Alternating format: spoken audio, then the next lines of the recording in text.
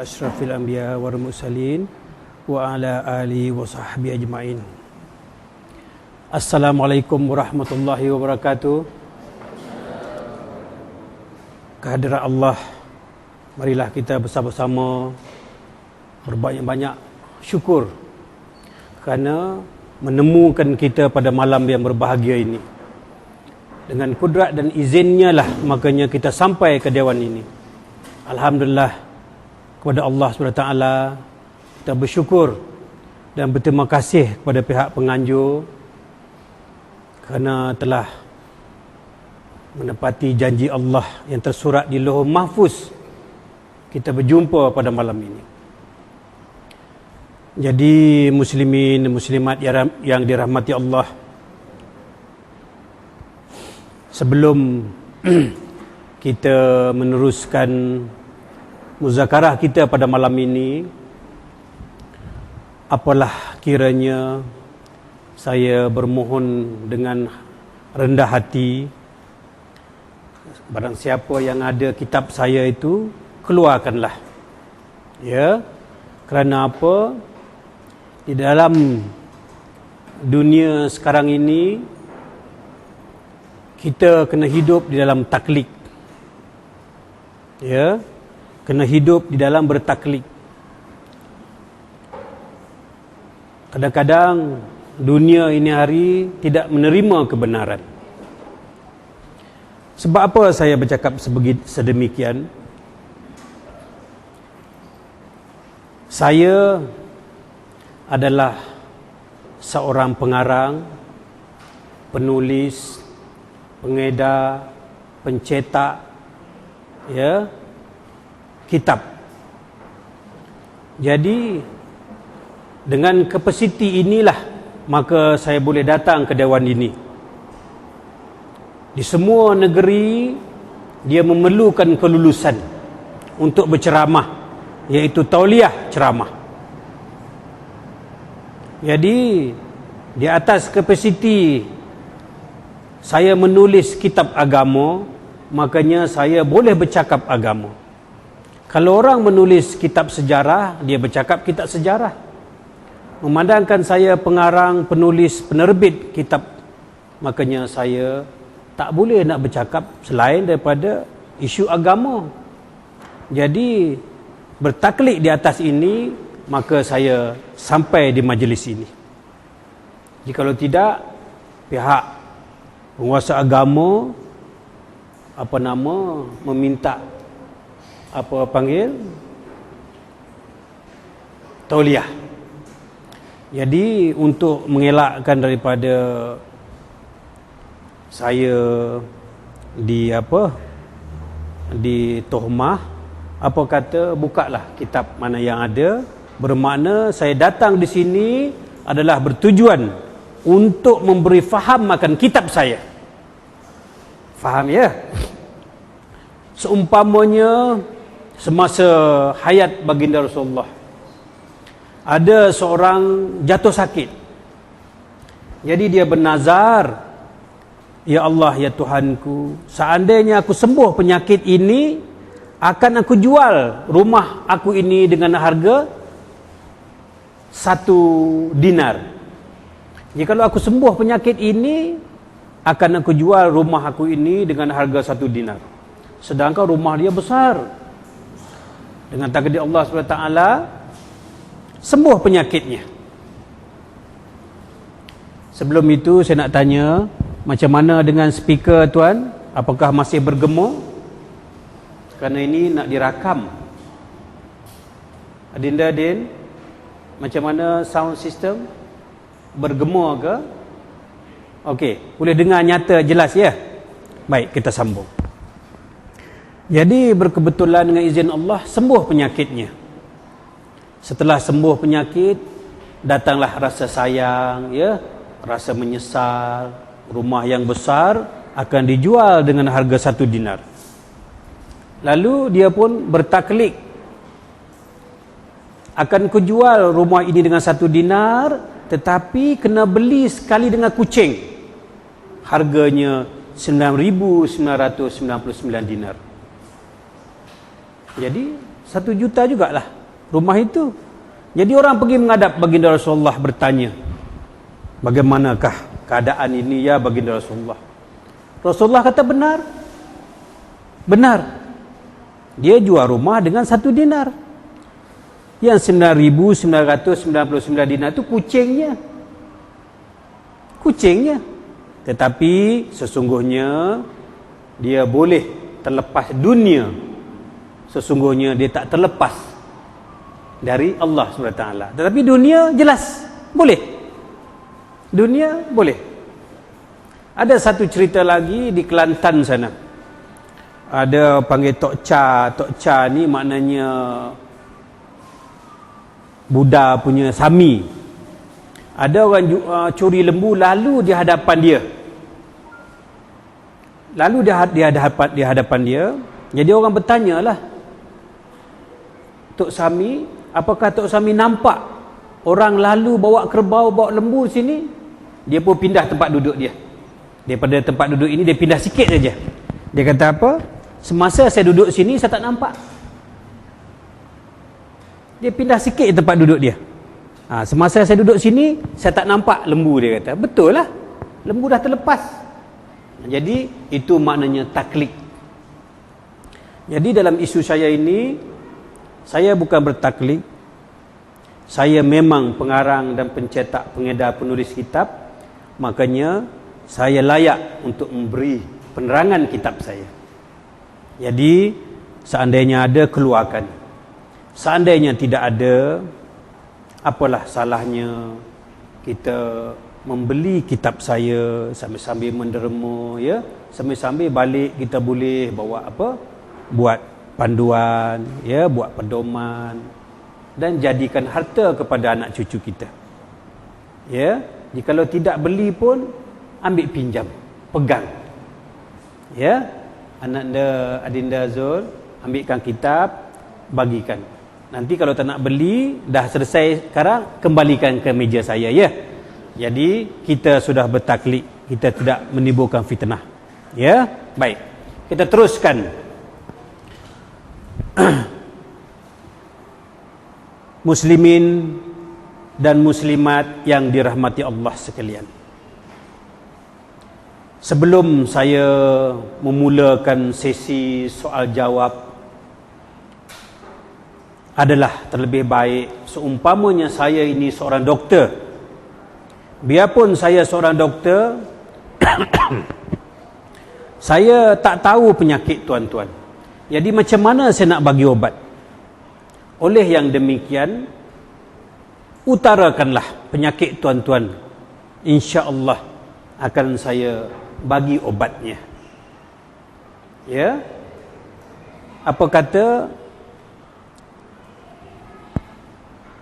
daripada Ayahanda Haji, kau ada kemuskilan, silakan.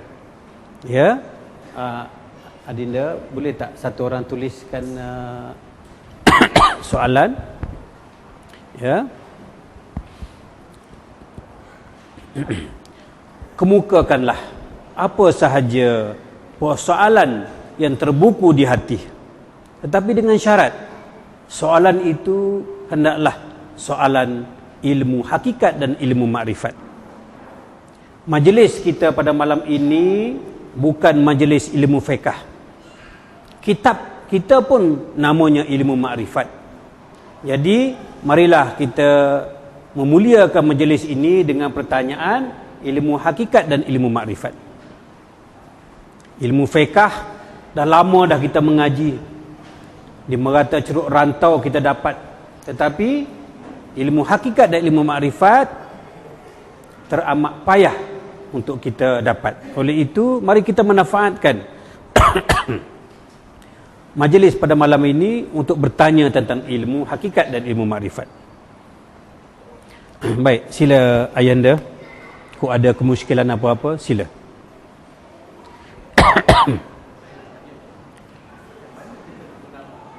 Macam mana nak mengenal Allah? Alhamdulillah, soalan yang begitu baik. Ya. Baik. Sebelum itu, tolong pegangkanlah kalau tak nak beli pun, ya, pegang satu-satu supaya semuanya ditaklikkan menimba ilmu kitab saya, ya.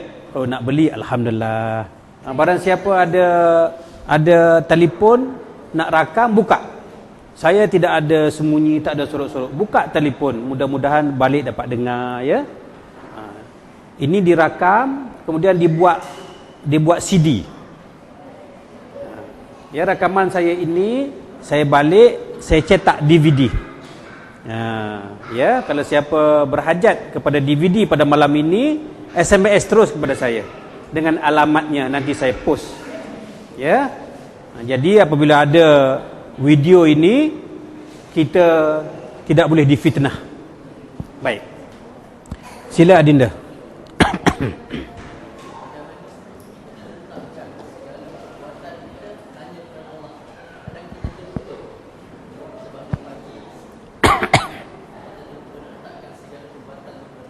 Baik, terima kasih Adinda. Adinda, kita bertanya, bagaimanakah nak letak perbuatan kita itu kerana Allah? Kadang-kadang kita terlupa. Bagaimanakah nak letakkan perbuatan kita itu biar sampai perbuatan itu kerana Allah? Alhamdulillah. Jikalau ada, ya. Tak ada, ya.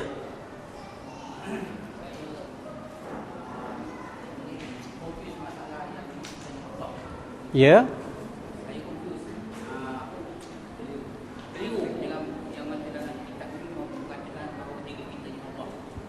Mana ada diri kita Allah? Cuba tunjuk muka surat kepada saya.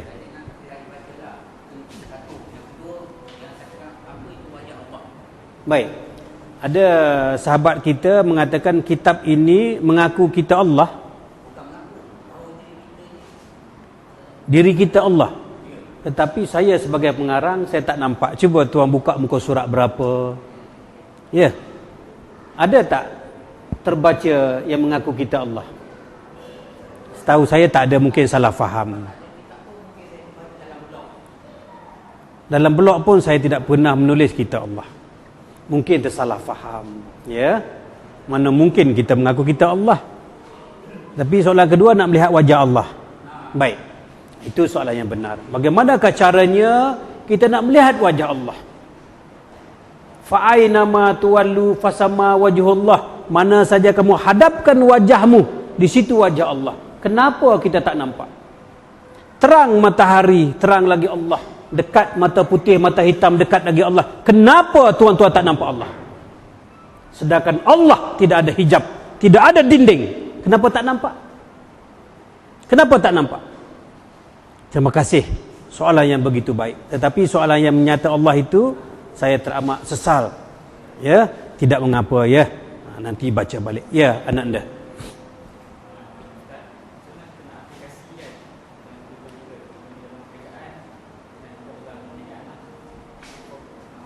Nak implikasi apa anak anda?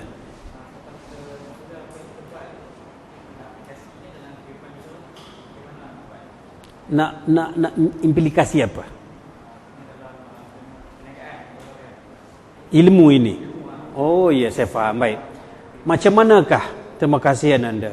Kita dah belajar ilmu hakikat, kita dah belajar ilmu makrifat. Kemana penghujungnya ilmu makrifat? Kemana berhentinya ilmu makrifat? Bagaimana nak kita realisasikan, terjemahkan ke dalam kehidupan harian, ya? Alhamdulillah. Baik. Ya, anak anda. Kalau ada, ya.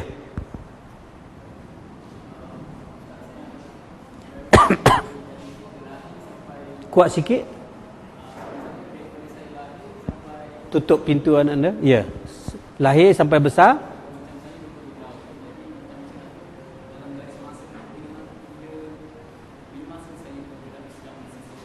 Tak dengar anda, cuba kuat sikit.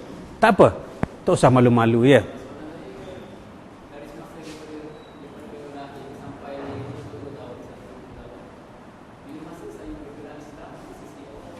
Allahu Akbar. Anak anda kita sekarang ni sudah berumur 22 tahun. Dia bertanya, bilakah masanya dia Islam? Allah. Tengok soalan-soalan beginilah yang harus kita kemukakan.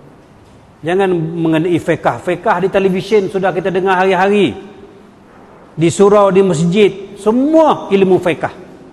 pada malam ini, manfaatkanlah dengan ilmu hakikatun. Ya, sila kalau ada soalan, ya. Adinda Zul, ayahanda, sila. Ayahanda, sila.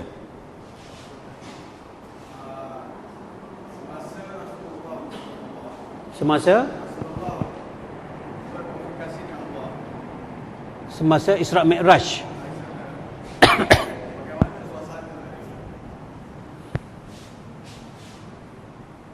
Berkomunikasi di mana? Di langit ketujuh ke di mana? Allahu Akbar. Tak apa, tanya tak apa, ya. Bermula dari ya, anak anda. Ya. Tugas khalifah, alhamdulillah. Ya, lagi? Ya, sila. Ainul Yakin, ya, terima kasih. Ya, ayahanda.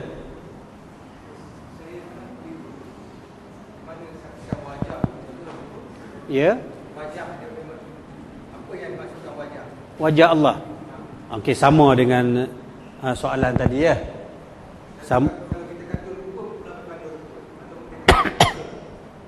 Apa beza wajah dengan rupa? Ya.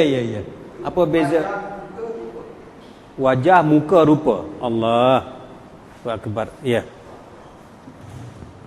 Tak ada, ya. Waalaikumsalam. Bertaubat. Sebenar-benar bertaubat, ya. Apa nama kameraman? Tak ada, ya.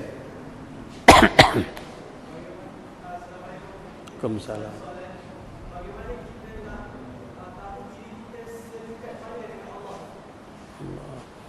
Sedekat kita nak tahu bagaimanakah kita ni, dekat ke jauh dengan Allah. Baik.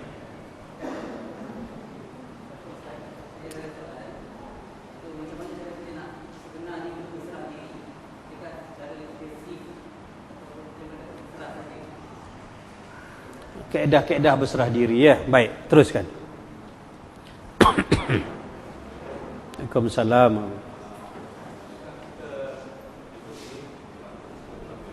Ya. Berlakon. Allahu Akbar. Baik. Apakah kehidupan kita ini hanya berlakon saja? Cantik soalan itu, ya. Waalaikumsalam.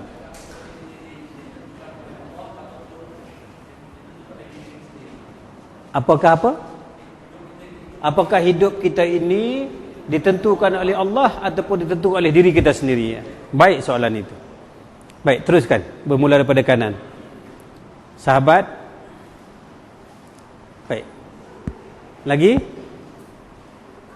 Ya, sila. Baik, waalaikumsalam. Allahu Akbar. Baik, apakah arti mati sebelum mati dan bagaimanakah caranya? Cantik semua soalan. Baik, lagi?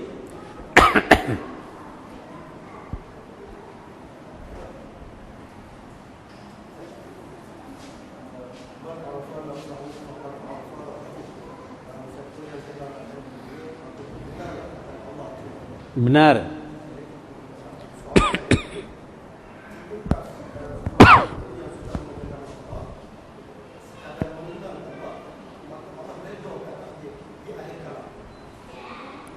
Sekali lagi, yang depan tu cantik dah, yang kedua tu apa maksudnya?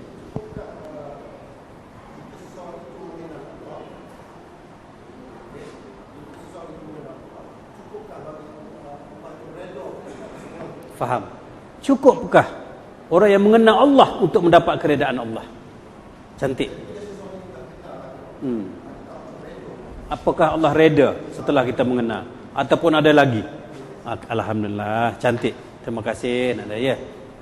Baik, yang muslimat apa ni, muslimin dah habis, ya? Sudah. Ayahanda belakang. Baik, pindah kepada muslimah. Kita depan dulu, ya. Ya. Ya, lah. Ikhlas. Baik. Terima kasih. Dah, sila.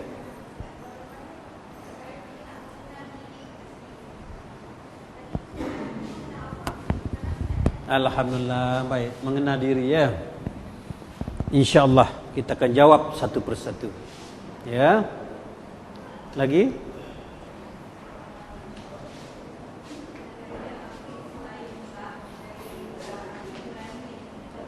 Baik. Air mutlak. Air. Kalau tak ada tak apa. Ya.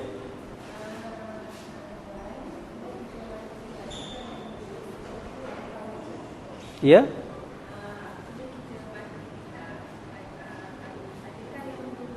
Menjemput masa kita mati, adakah wajah kita datang menjemput? Ya, baik-baik. Ya. Apakah rasa seseorang setelah mengenal Allah? Penghujung apakah? Ya, rasanya macam mana ya? Allah cantik. Ya, daripada kiri. Belajar mengenal Allah, tak tahu rasa macam mana ya.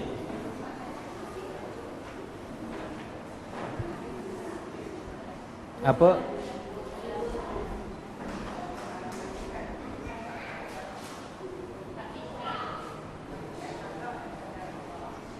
Kadar-kadar Allah.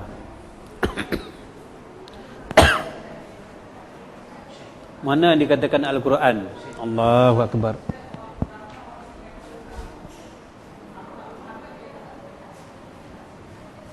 Ha?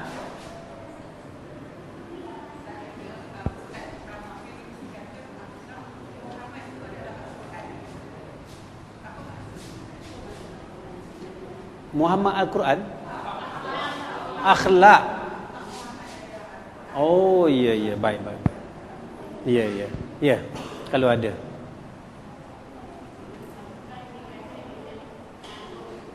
Ha? Ruh. Apakah ruh? Apakah dikatakan ruh? Ya Allah, hebat-hebatnya. Kalau kita tidak datang beramai-ramai, kita tak tahu. Bila datang ramai, ini sikit ya. Sila ibunda. Waalaikumsalam.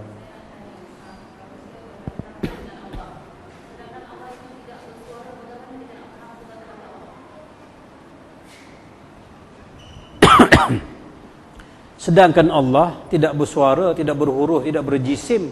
Bagaimana kita nak tahu kata-kata Allah? Ya Allah, terima kasih Adinda penganjur. Ya, hebat pertanyaan itu. Ya, sila ibunda. Tak ada ya? Ya. Adinda? Tak ada. Ya. Sudah ya? Habis. Baik. Terima kasih. Cuba tuan-tuan perhati. Ya, sila tu.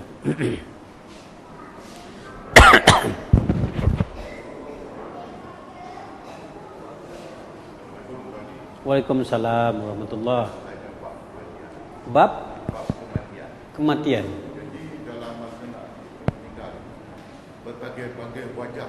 Berbagai-bagai wajah datang. Mana yang kita Wajah mana yang kita nak ikut ya? Sama dengan Adinda penganjur. Baik. Sila anak anda. Di situ pun tak apa, tapi kena kuat.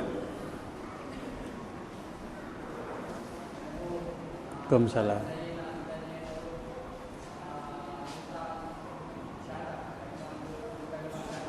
Dua kalimah syahadah.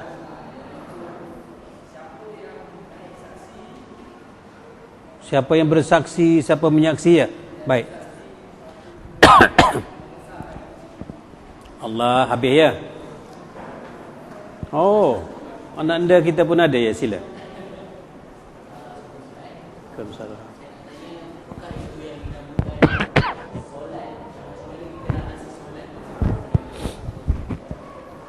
Baik, apa dia kata solat ya? Berapa soalan? 39 soalan. Ya? 29, baik. Muslimin, muslimat yang dirahmati Allah. Saya bermohon dengan rendah diri, jangan sesiapa pun bercakap. Ya, marilah kita manfaatkan majlis ini sebaik mungkin ya. Baik, dengar supaya tidak terkeliru dan supaya tidak menimbul fitnah. Ya. Jikalaupun timbul fitnah, saya sudah sediakan rakaman. Ya. Itu maka setiap ceramah, setiap saya hadir mesti saya bawa video. Ya, kerana ilmu ini bukan ilmu akal. Ilmu yang kita hadir pada malam ini adalah ilmu rohani. Ilmu rohani bukan ilmu akal, iaitu ilmu rasa. Pada malam ini kita akan belajar ilmu rasa. Ilmu rasa ini tidak kita dapati di Universiti Azhar. Kita tidak dapati di Jordan. Tetapi di manakah ilmu rohani ini? Ilmu rohani ini sekolahnya, universitinya di kalbu mukmin. Ilmu rasa ini datangnya daripada kalbu mukmin. Baik. Adinda, ada tak soalan yang bertindih? Pangkah supaya kita tak buang masa.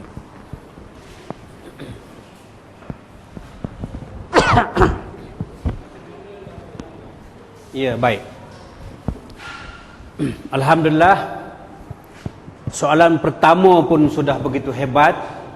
Ya, sesuai dengan pendapat ulama-ulama terdahulu yang mengatakan awwaluddin ma'rifatullah. Awal-awal ilmu yang paling mula-mula itu ilmu apa? Awwaluddin ma'rifatullah. Ilmu yang pertama itu iaitu ilmu mengenal Allah. Awal beragama, awal berilmu itu pelajaran mengenal Allah Subhanahu wa taala. Apakah tuan-tuan selama hidup ini belum pernah mengenal Allah? Seandainya kita belum pernah mengenal Allah, apalah artinya solat? Apalah artinya syahadah dan rukun Islam, rukun iman yang seterusnya? Cuba renungkan sekejap.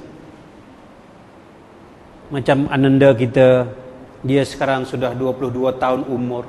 Bilakah yang dikatakan dia ni Islam? Islam atau tidaknya kita itu di atas apa? Di atas dasar mengenal atau tidaknya kepada Allah. Islam atau tidaknya kita itu berpaksi kepada kenal atau tidaknya kita kepada Allah. Tanya diri sendiri, apakah aku sudah mengenal Allah? Jikalau aku belum mengenal Allah, apa bezanya dengan agama lain? Jawab. Cuba jawab sendiri. Jikalau sampai hari ini aku belum mengenal Allah, apa bezanya aku dengan agama-agama lain? Yang membezakan kita dari agama-agama lain itu adalah kenal atau tidaknya kita kepada Allah.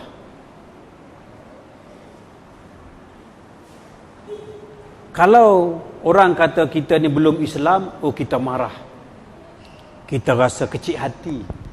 Tetapi tak payah orang lain tanya, kita tanya diri sendiri. Jikalau kita tidak mengenal Allah, kepada siapa yang kita sembah semasa bersolat? Cuba. Kepada siapa yang kita sembah semasa bersolat? Semua orang boleh jawab, sembah Allah. Allahu Akbar. Tuan-tuan sebut itu namanya Allah. Mana tuan yang ampunya nama? Mana tuan yang ampunya nama? Yang tuan-tuan sebut Allah itu sebutan mulut. Allah bukan seperti suara bibir mulut. Allah bukan seperti tulisan. Allah tidak berhuruf. Ya? Allah tidak berhuruf, Allah tidak bersuara, Allah tidak berjirim, dan Allah tidak berjisim.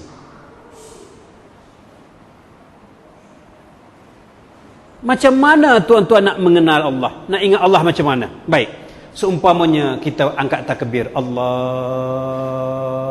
Akbar. Macam mana kita nak tasdikkan Allah ke dalam lubuk hati? Macam mana? Macam mana kita nak letakkan keyakinan ke dalam hati kita? Macam mana? Allah tidak boleh digambar-gambarkan. Allah tidak boleh dibayang-bayangkan. Allah tidak boleh disifat-sifatkan. Macam mana tuan-tuan ingat kepada Allah? Macam mana nak ingat? Dia bukan putih, Allah bukan lepeh, Allah bukan persegi, Allah bukan pipih. Macam mana tuan-tuan ingat kepada Allah? Allahu Akbar. Nak letak di mana? Cuba. Nak berhenti di mana? Stesen yang nak berhenti di mana? Mana? Putih bukan. Allah bersifat laisa kamislihi syai'un. Allah bersifat laisa kamislihi syai'un. Allah bersalahan dengan yang baharu. Apa yang kita kenal bukan Allah. Apa yang kita lihat bukan Allah. Apa yang kita dengar bukan Allah. Apa yang kita gambar-gambarkan, kenang-kenangkan bukan Allah. Sampai ke tahap apa yang kita ingat itu bukan Allah. Kalau barang yang kita ingat mesti bersifat. Kalau tak ada sifat, tuan-tuan nak ingat macam mana? Saya yang ada sifat macam ni, sebelum saya sampai ni, tuan-tuan tak kenal saya kan? Ini saya yang bersifat, tuan-tuan tak kenal saya. Apalagi Allah yang tidak bersifat. Macam mana tuan-tuan nak ingat? Ini kaedah pengajian ilmu hakikatun. Ceramah dan perkataan saya ini telah diumumkan seantero negara. Di depan khalayak raja pun inilah ilmu yang saya utarakan. Tuan-tuan boleh tengok dalam blog saya ya. Saya dah jumpa Ni Aziz, saya dah jumpa Haji Adi Awang, saya dah jumpa Ketua JAKIM nombor 1 Malaysia di Putrajaya. Sampai ke rumah Ni Aziz, Tok Guru Ni Aziz pun sampai saya yang urut badan dia. Boleh tengok dalam video, saya bukan bercakap. Saya yang urut Tuan Guru Ni Aziz. Nikmat ayahanda Tok Guru Ni Aziz itu anak murid Tok kenali. Nikmat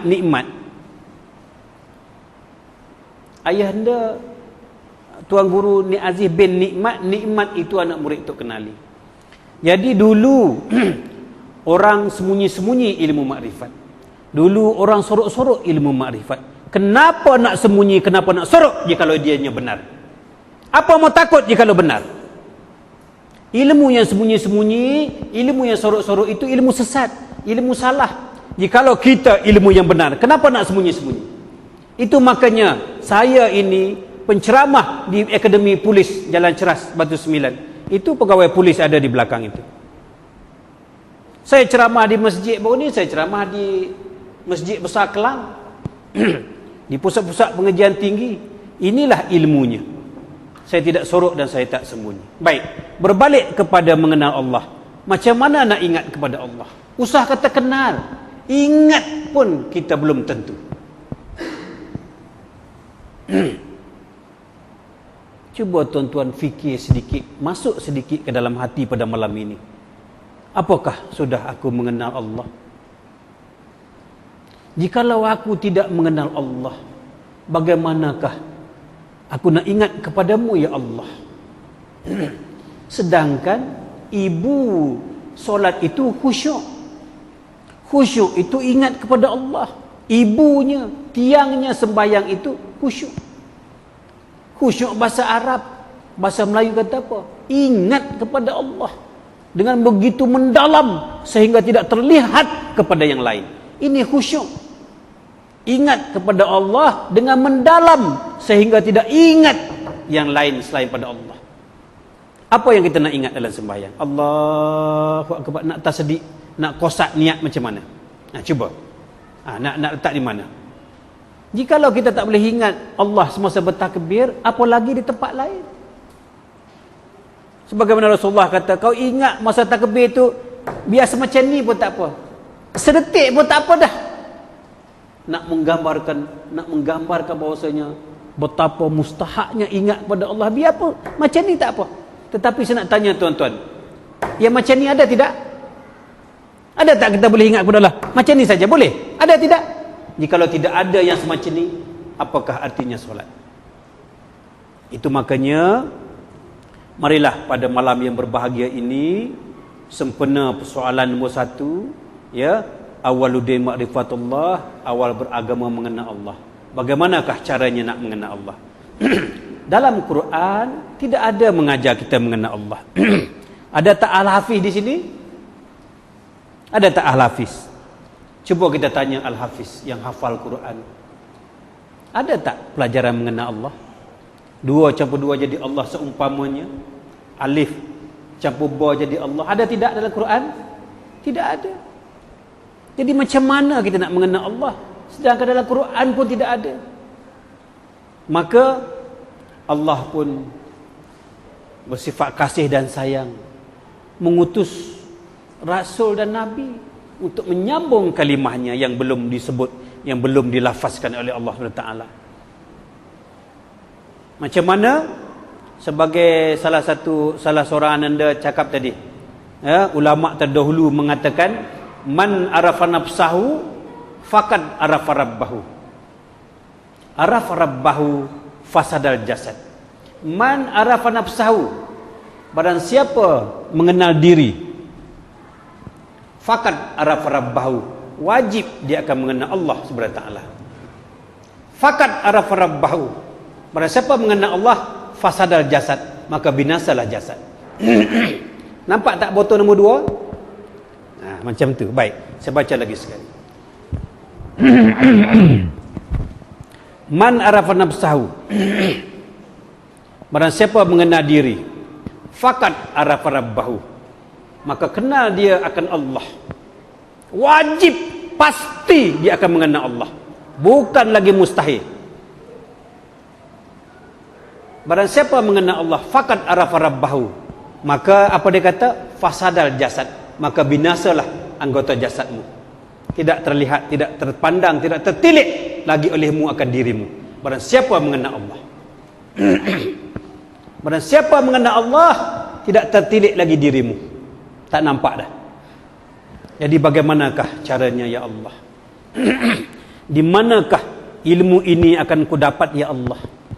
Selama ini aku sudah membaca kitab, aku sudah berguru, tetapi sayangnya satu kitab pun tidak menerangkan kepadaku bagaimanakah untuk mengenal Allah dengan cara membinasakan diri. Carilah. Ini ulama-ulama depan, cari. Ada pernah tuan-tuan jumpa? Saya tanya, ada tak pernah jumpa? Itulah makanya ilmu ini bukan ilmu akal. Ini ilmu rohani, iaitu ilmu rasa. Baik. Macam mana kita nak mengenal Allah? Tak boleh kita mengenal Allah. Tak boleh kita mengenal Allah. Kenapa? Kerana tinggi ilmu, tinggi lagi Allah. Tinggi ilmu, tinggi lagi Allah. Allah itu maha tinggi daripada ilmu pengetahuan. Mana tinggi tangan kanan dan tangan kiri? Cuba gak jawab. Rasa tak seronok saya, ya. Baru ada rak saya pun rasa selesa berceramah, ya. Baik. Mana tinggi tangan kanan dengan tangan kiri? Bermaknanya sampai bila pun ilmu pengetahuan tidak akan sampai ke tahap Allah. Jikalau ilmu pengetahuan sampai ke tahap Allah, apa bezanya ilmu akal dengan Allah? Layakkah Allah sama dengan akal pengetahuan? Tidak layak. Makanya ilmu pengetahuan tidak akan sampai ke tahap mengenal Allah. Itu makanya tidak ada dalam Quran. Allah itu maha tinggi daripada ilmu pengetahuan. Sampai tidak? Tidak. Makanya bagaimanakah caranya untuk mengenal Allah? Dengan akal tak boleh, apalagi dengan anggota lain. Tetapi Allah mengadakan agama Islam ini teramat indah, teramat unik. Kenapa? Barang yang tidak ada kita boleh adakan. Barang yang tak dapat kita dapatkan pada malam ini. Jangan keluar pada dewan ini pada malam ini jikalau tuan-tuan tidak mengenal Allah Subhanahu Wa Taala. Pada malam ini, pada hari ini, pada jam ini, pada saat ini, dalam kuliah ini, jangan keluar jikalau tidak mengenal Allah. Ini janji saya. Kita belajar biar sampai ke tahap stesen parking, biar boleh parking. Jangan bawa kereta pusing-pusing habis minyak, kita pula tolak kereta. Tak mau. Kita mau belajar ilmu parking pada malam ini. Baik. Barang siapa mengenal diri, kenal Allah. Macam manakah caranya nak mengenal diri? Nak mengenal Allah tak boleh. Ilmu pengetahuan tak sampai ke tahap mengenal Allah. Man arafa nafsahu. Barang siapa mengenal diri, faqad arafa rabbahu, akan mengenal Allah. Barang siapa mengenal Allah, fasadal jasad. Binasalah jasadmu. Jadi barang siapa mengenal diri, wajib akan mengenal Allah dengan cara automatik. Tak perlu kita belajar mengenal Allah, cukup dengan hanya belajar mengenal diri saja. Cukup dengan mengenal diri, pasti tuan-tuan hadirin ini akan mengenal Allah pada malam ini. Mengenal diri, pasti mengenal Allah datang sendiri. Seumpama mana? Seumpama kita makan garam. Perlu tak kita belajar masin? Jawab. Makan garam, perlu tak belajar masin? Makan garam, masin datang sendiri. Makan gula, perlu tak cari manisnya? Makan gula, manis datang sendiri. Barang siapa mengenal diri, mengenal Allah datang sendiri. Itu makanya tidak ada ilmu mengenal Allah. Kenapa tidak ada? Ilmu mengenal Allah ini ilmu yang paling senang, ilmu yang paling mudah, ilmu yang paling rendah, ilmu yang orang kata tadika pun tinggi berbanding ilmu mengenal Allah. Senang, mudah. Apa tak mudah mengenal Allah? Terang cahaya matahari, terang lagi siapa? Terang cahaya matahari, terang siapa? Dekat mata putih, mata hitam, dekat siapa? Kenapa tidak boleh kenal? Kenapa? Sedangkan Allah itu teramat jelas. Fa aina ma tuwallu fasamma wajhullah. Mana saja kamu hadapkan mukamu, wajah siapa kita nampak? Kenapa tuan-tuan tak nampak? Kenapa? Saya tanya, ini apa ni? Botol apa? Jawab kuat-kuat agak sikit. Botol apa ini? Tadi saya dah baca ayat Quran. Barang siapa tak percaya kepada ayat Quran, apa? Hukum dia apa? Kafir. Sekarang ni tuan-tuan nampak botol ke tuan-tuan nampak Allah? Cuba jawab. Tak berani. Ini yang masalah. Kata Allah itu terang, Allah itu dekat, Allah tidak ada hijab, Allah tak ada dinding. Mana saja aku hadap wajah Allah. Cuba sebut. Allah ke botol air? Kalau siapa mengatakan botol air, sudah mengingkari Quran. Sudah. Barang siapa kata botol air, dia sudah mengingkari Quran. Barang siapa kata Allah, mengingkari Quran juga. Macam mana sekarang? Itu makanya kita belajar ni biar sampai ke stesen, jangan bercakap saja. Jangan benarkan saya keluar pada malam ini jikalau tuan-tuan tidak mengenal Allah pada saat ini, jam ini, hari ini. Mau tidak? Mau tidak? Baik. Mari kita belajar mengenal diri. Tak boleh kita mengenal Allah. Kenapa? Allah terlampau senang, terlampau dekat, tak perlu belajar mengenal Allah. Mari kita belajar mengenal diri. Mengenal apa? Baik. Manakah yang dikata sebenar-benar diri? Sebelum itu, cameraman, boleh tak kita ambil gambar tetamu semua supaya dirakam esok semua yang nampak tetamu-tetamu kita, ya? Sekali-sekali pelan-pelan ambil, ya? Baik, kita sambung. Kamera saya pun macam itu juga. Kamera saya kamera murah je, ya, cukup sekadar dengar suara, ya. Allahu Akbar. Baik, kita sambung. Macam manakah caranya untuk mengenal diri? Manakah sebenar-benarnya diri aku ni? Mana? Mana aku? Alhamdulillah, laju ya jawab, ya. Itu tinggi sangat tu, kita ambil rendah dulu. Itu dah betul itu jawapannya. Baik. Manakah aku? Diri. Muslimin muslimat yang dirahmati Allah. kita ini bukan doktor. Yang mengenal diri kita ini hanya doktor saja. Betul tidak? Tulangnya macam mana, mau operation darah awak jenis apa, ya, penyakit ini obatnya, ya, sampai boleh operation jantung, hati, otak, semua doktor tahu.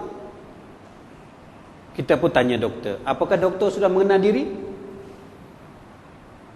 Kenal tak? Ada tak doktor sini? Ada tak? Kalau tak ada, saya lah pura-pura jadi doktor. Cuba tanya saya, kenal tak saya pada diri? Doktor tak mengenal diri. Jikalau doktor mengenal diri, dah banyak dah doktor Cina, doktor India masuk Islam. Sedangkan doktor Islam sendiri pun tidak mengenal diri. Sedangkan dia pakar bedah. Kenapa?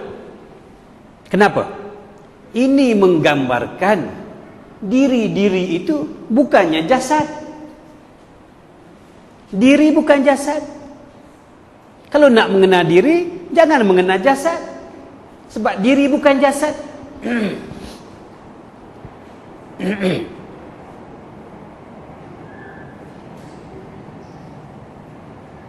Doktor tak boleh mengenal jasad. Doktor tak boleh mengenal diri. Apalagi kita yang bukan doktor. Bermaknanya kita tak mampu untuk mengenal diri. Tak mampu untuk mengenal diri. Kalau mampu, buktikan kepada saya, mana diri tuan-tuan? Mana? Cuba tunjuk. Cuba tunjuk mana? Kalau tuan-tuan tak boleh tunjuk, mana kita tak tahu. Makanya, mana air satu lagi, Adinda? Saya nak buat contoh je, baik. Mengenal Allah, kita ketepikan seketika. Mengenal diri juga kita ketepikan seketika. Kerana tak ada siapa pun boleh mengenal diri. Kalau ada mengenal, cuba bagi tahu mana diri. Saya pun tak tahu. Jadi dua lagi Adinda. Baik. Lalu Rasulullah pun menyambung kalamnya. Apa Rasulullah kata? Nak mengenal Allah, kerana Allah terlampau terang, terlampau mudah, terlampau dekat, terlampau hampir, seumpama bulu mata. Nampak tak tengok bulu mata? Nampak tak tengok bulu mata? Sebab apa tak nampak? Sebab terlampau hampir. Begitu juga Allah, terlampau hampirnya Allah ini sampai kita tak nampak. Lalu barang siapa nak mengenal Allah, kenal diri. Macam manakah caranya mengenal diri ya Allah? Doktor pun tak boleh mengenal diri, apalagi aku yang bukan doktor. Kita tinggalkan mengenal Allah, kita tinggalkan mengenal diri. Mari kita ambil hadis Nabi mengatakan apa? Al-mutu qabla an tamautu. Al-mutu qabla an tamautu. Apa? Matikan diri kamu sebelum kamu mati. Mati sebelum mati. Barang siapa nak belajar mengenal Allah, kena belajar mengenal diri. Barang siapa nak belajar mengenal diri, kena belajar apa? Belajar apa? Kita kena belajar mati. Barang siapa kenal mati, wajib dia akan kenal diri. Barang siapa kenal diri, wajib kenal Allah. Makanya mari kita belajar mati. Sebab diri kita tak kenal. Mari kita belajar mati. Sebab Rasulullah kata, al-mutu qabla an tamautu. Matikan diri kamu sebelum mati, baru kamu mengenal diri. Jadi macam mana nak matikan diri? Macam mana? Cepatnya Allah. Tak boleh cari makan saya lepas ni. Habis semua dah tahu semua dah. Betul itu. Baik. Macam mana cara apa sampai ni? Cara apa? Cara mati. Sekali lagi, kita tak boleh nak belajar mati. Kerana apa? Sebab kita belum mati kan? Kita belum mati, macam mana nak tahu mati? Orang mati pun tak pernah dia hidup balik, bangkit balik cerita kat kita. Ada tak orang mati hidup balik cerita? Tak ada. Jadi macam mana tuan-tuan nak belajar mati? Sampai ke satu tahap ilmu tarikat apa, dia cuba menghayati mati dengan beli kain kapan, dengan bungkusnya, betul-betul bungkus. Cuma dia berlubang tempat hidung saja. Bungkus betul. sampai ke tahap tanam di liang lahat. Ada sampai tarekat semacam itu. Inginnya dia menghayati mati, tapi dah buka kain kapat, hidup balik. Tak berkesan cara itu. Itu cara yang tidak boleh memberi manfaat yang panjang. Lalu macam manakah caranya kita nak belajar mati? Kita pergi rumah orang mati menangis, habis 2 hari suami menangis. Ada tak menangis sampai 1 minggu kalau suami mati? Tak ada. Kalau isteri mati, ada tak menangis sampai 3-4 hari? Tak ada.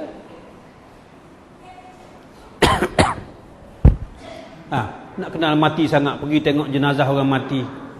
Insah 2 jam. Lepas 2 jam tak ada dah. Hilang dah mati. Ikut jenazah, Rasulullah kata ikutlah. Jenazah orang mati kan supaya insah 2 jam je. Terutama mak rempit tengok aksiden 2 jam je dia insah. Lepas 2 jam lagi laju dia hantam. Bermaknanya kita tak boleh nak belajar mati. Tak ada cara. Pergi tengok jenazah pun tak reti. Tengok doktor, dia dia operation mayat, betul kan? Dia kena tak mati? Doktor yang belah mayat pun tidak tahu arti mati. Macam mana kita yang bukan doktor? Lagi sekali kita tak boleh nak belajar mati. Baik, nak mengenal Allah kan? Saya tanya, nak mengenal Allah tidak? Baik, teruskan. Barang siapa tidak boleh mengenal mati, mari kita belajar mengenal tidur. Kenapa? Tidur itu saudaranya mati. Tidur itu kembarnya mati. Tidur itu adik-beradik mati. Jadi adik-beradik ni kalau nama lain bin sama, tak lari jauh. Ada nama Yusuf, nama Minah, tapi bin tetap sama. Bermaknanya benda adik-beradik ni, saudara ni. Baik.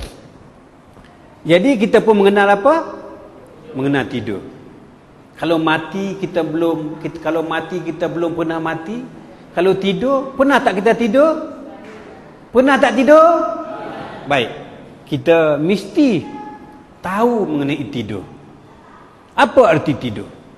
Tidur ini muslimin muslimat mengajar kita berserah diri kepada Allah. Potong adinda tajuk berserah diri.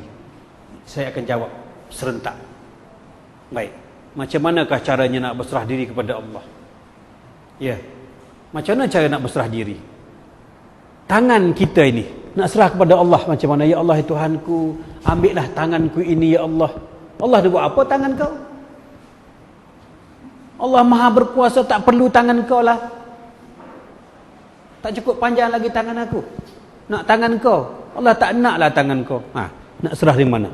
Nak potong buang terus kudung. Nak serah mana tangan? Oh, serah mulut aku ya Allah kepadamu ya Allah. Serah mulut. Habis ada hilang mulut kita. Habis nak serah macam mana? Serah seluruh anggota tubuh zahir dan batin kepadamu ya Allah. Nak serah ke mana? Nak bawa ke mana? Allah tak nak. Nak serah macam mana? Macam mana cara nak berserah diri ini? Kita bercakap, marilah kita berserah diri kepada Allah. Marilah kita berserah diri kepada Allah. Nak serah macam mana diri? Nak potong-potong kerat? Bukan berserah tu. Anjing ada mari makan, betul tak? Kalau Allah tak mari ambil tangan kita, potong tangan, buang, serah kepada Allah, tak datang dia. Kalau anjing datang, gonggong. Jadi macam mana cara nak berserah diri kepada Allah? Kiranya macam mana? Itu makanya kita menginsafi tidur. Macam mana tidur? Semasa kita tidur, inilah cara kaedah kita berserah diri. Ambil contoh tidur. Dalam tidur, harta yang menimbun dalam bank sana, ada lagi kita fikir? Ada kita kisah? Ada kita ingat? Artinya kita serah duit bank kepada Allah dalam tidur. Rumah, banglo yang kita baru buat ini, beratus juta, dalam tidur ada kita ingat? Isteri, anak dara yang kita kahwin 3 hari, kalau kita tidur, kita ingat tak kepada isteri yang kita baru kita kahwin? Kita tak ingat. Beli kereta besar, kita tidur ada tak kita ingat? Orang datang nak sembelih kita. Ada kita ingat? Ada tak kita ingat nama kita dalam tidur? Ada tak kita ingat diri kita dalam tidur? Begitulah. Tidur ini mengajar kita berserah diri secara total kepada Allah Subhanahu Wa Taala. Tidur itu mengajar kita berserah diri secara mutlak kepada Allah Subhanahu Wa Taala. Belajarlah daripada tidur. Macam mana tidur? Akal ada. Boleh guna tak? Kata kita selalu kena tindih di hantu. Ya, panggil isteri, habis suara. Isteri sebelah pun tak dengar. Isteri sebelah ni, kenapa aku panggil tak dengar? Mu bila mu panggil? Isteri mu bila mu panggil aku? Isteri pun tak dengar. Menunjukkan bahawasanya telah kuserah suara kepada Allah. Serah tenaga dulunya aku angkat berat. Semalam aku dapat Johan angkat berat. Masa tidur boleh tak aku angkat? Bermakna tidur artinya berserah diri kepada Allah secara mutlak, secara total. Jadi apabila kita faham arti tidur itu berserah diri, apabila kita buka mata, bila kita buka mata, anggaplah, insaflah, sesungguhnya kita dalam berkeadaan tidur. Apa sebab? Sebab masa tidur boleh tak kita menunjukkan gagahnya? Masa tidur boleh tak kita menunjukkan kemerduan suara? Tak boleh. Berartinya di sini segala kekuatan kita, segala pandangan kita, segala pendengaran kita itu hak Allah, bukan hak kita. Jadi masa kita jaga pun kita berserah sebagaimana tidurlah kepada Allah.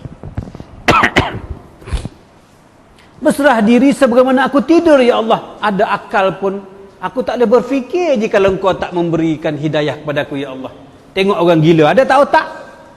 Contoh, orang gila ada tak dia otak? Kenapa dia tak boleh berfikir? Bagi menggambarkan fikiran itu hak Allah. Ada akal, kenapa tak berfikir? Belajar baru keluar universiti 2 hari balik-balik gila. Daripada universiti balik gila. Mana kepandaian dia? Ada akal kan? Bermakna kita pun ada akal, tetapi fikiran daripada mana? Pada Allah SWT. Mana kita tidak ada pun daya ikhtiar, tidak ada pun daya usaha. Kita sebetulnya berfikir sebagaimana yang tertulis di Lauhul Mahfuz. Kita tak boleh berikhtiar sendiri. Kita tak boleh berusaha sendiri melewati tulisan Lauhul Mahfuz. Bermaknanya dalam usaha ikhtiar ini kita berfikir, kita berusaha, kita berikhtiar di atas ketetapan Allah yang telah tersurat, telah tertulis. Kata aja kita berikhtiar. Ikhtiar kita itu sudah tertulis. Masakan mungkin Allah tak tahu apa yang kita nak buat? Mungkinkah Allah tak tahu apa yang kita nak buat? Sebelum kita tak nak buat pun Allah dah tahu dah. Bermakna segala gerak-geri tingkah laku kita ini telah tersurat, telah tertulis. Kita ini berfikir benda yang sudah siap. Kita ini berikhtiar benda yang sudah tertulis. Sesungguhnya kita ni macam mainan DVD tu. Kan cerita Piramli, sekali kita pasang, ada tak berubah ceritanya? Sama macam itulah. Jadi ingat, insaflah diri kita pada malam ini. Akal kita milik Allah, ikhtiar milik Allah, usaha milik Allah, tangan milik Allah, gerak milik Allah, penglihatan milik Allah, anak isteri milik Allah, harta milik Allah, dunia dan akhirat milik Allah. Mana aku? Mana kita tidur? Nama kita pun kita tak sedar, nama kita pun aku tak tahu. Itu menunjukkan bahawasanya kita ini tidak punya apa-apa. Tidur mengajar kita, aku tak punya apa-apa ya Allah. Ada rumah pun aku tak tahu, ada harta pun aku tak tahu, ada isteri baru kahwin pun aku tak tahu, ada ijazah keluar universiti pun aku tak tahu. Bermakna diri aku ini telah kuserah kepada Allah secara total. Apabila kita sudah mengenal tidur, pasti kita akan mengenal apa? Mengenal mati. Karena dia kembar, dia saudara, dia adik-beradik. Ini nak mengajar, nak mengenal Tuhan ini, nak mengenal Allah ini, kita ambil daripada atas syuhudul wahdah fil kasrah. Kita tak kenal. Mari kita ambil syuhudul kasrah fil wahdah. Pandai yang satu kepada yang banyak tak reti. Mari kita ambil pandai yang banyak kepada yang satu. Kita naik balik. Tadi kita turun, kita naik balik. Selesai satu ya. Tidur arti apa? Tidur artinya berserah diri kepada Allah seumpama mati. Tidur artinya berserah diri kepada Allah secara mutlak, secara total. Tidur arti apa? Ingat itu tuan-tuan lafaz. Tulis. Tidur artinya berserah diri secara mutlak, secara total kepada Allah SWT. Habis bab tidur. Tidur itu untuk menceritakan cara kita berserah diri kepada Allah. Tidur itu mengajar kita bagaimanakah cara nak berserah diri kepada Allah. Para siapa nak belajar berserah diri, belajar tidur. Tidurlah mengajar kita cara berserah diri kepada Allah. Berserah jangan separuh-separuh. Berserah secara total, secara mutlak. Jangan sampai seurat romo pun tertinggal. Serah segala-gala kepada Allah. Habis bab tidur. Baik. Mari kita mengenal mati. Apa pengajaran mati?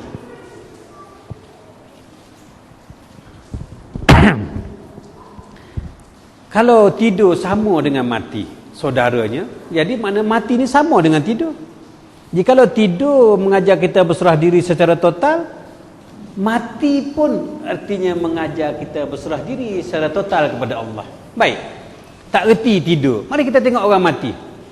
Boleh tak dia angkat tangan? Kenapa tak boleh dia ada tangan? Bermaknanya tangan dah milik Allah. Mata dah milik Allah ada, tapi tak boleh melihat. Mulut ada, tak boleh berkata-kata. Tangan ada, tak boleh angkat. Kaki ada, tak boleh berjalan. Sekejap lagi aku ni pun daripada atas tikai ni akan berubah ke dalam kain kapan. Selepas kain kapan masuk keranda. Selepas keranda masuk ke bumi. Ada tak lagi aku? Bermakna mati ini mengajar kita berserah diri secara total kepada Allah. Ya Allah, ya Tuhanku, kerinduannya aku untuk balik ke kampung asalku, ya Allah. Datangnya aku daripada tidak ada apa-apa. Datangnya aku daripadamu, ya Allah. Maka aku ingin kembali kepadamu, ya Allah. Mana diriku, ya Allah? Mana? Orang mati tidak punya apa-apa. Sama sebagaimana tidur. Maka kenalah kita pada malam ini apa arti mati. Mati itu berserah diri secara mutlak kepada Allah. Apa arti mati? Apa arti mati? Berserah diri kepada Allah secara mutlak. Baik, kita sudah kena tidur, kita sudah kena mati. Mari kita mengenal diri. Mau tak belajar mengenal diri? Pelajaran yang tidak dapat dibelajar oleh doktor, tapi kita dapat belajar pada malam yang berbahagia ini. Nak tidak? Baik. Mana yang dikatakan diri? Barang siapa kena tidur, kena mati. Barang siapa mengenal mati, kena diri. Alhamdulillah. Tengok. Mana diri? Cuba, mana? Tangan milik siapa? Kaki milik siapa? Mana milik kita? Mana? Arti mengenal diri itu setelah tidak lagi mengenal diri sendiri. Tulis. Mengenal diri itu setelah tidak lagi mengenal diri sendiri. Aku tak kenal diri aku. Mana aku? Aku kan mati. Orang mati ada mengenal diri?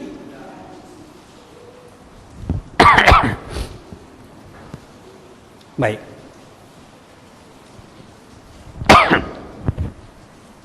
Saya minum sikit ya. Kelah kosong ke kelah ada air ni? Oh, kosong. Nampak macam ada air. Saya minum di sini lah ya.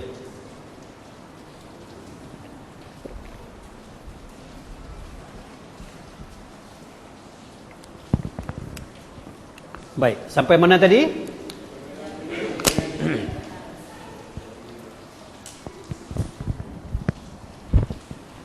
Macam manakah caranya kita untuk mengenal diri? Sedangkan segala-galanya bukan milikku ya Allah. Akal fikiran pun milikmu. Nak belajar mengenal diri pun tak boleh, akal dah tak ada. Boleh tak mengenal kalau akal tak ada? Akal milik siapa? Dah aku tak boleh berfikir dah kerana akal milikmu. Dah aku tak boleh bergerak dah tangan kerana kudrat milikmu. Dah aku tak dapat melihat dah kerana basar milikmu. Aku tak boleh dengar kerana samuk milikmu. Mana milik aku? Mana aku? Aku ada tidak? Aku ada tidak? Kalau aku tidak ada, siapa yang ada? Kalau aku tidak ada, siapa ada? Macam mana tuan-tuan tak boleh nampak, tak boleh pandang, tak boleh lihat, tak boleh tilik pada Allah SWT? Macam mana tak boleh tilik? Sedangkan aku tidak ada. Apabila aku tidak ada, siapa yang ada? Macam mana untuk melihat Allah ada? Macam ni.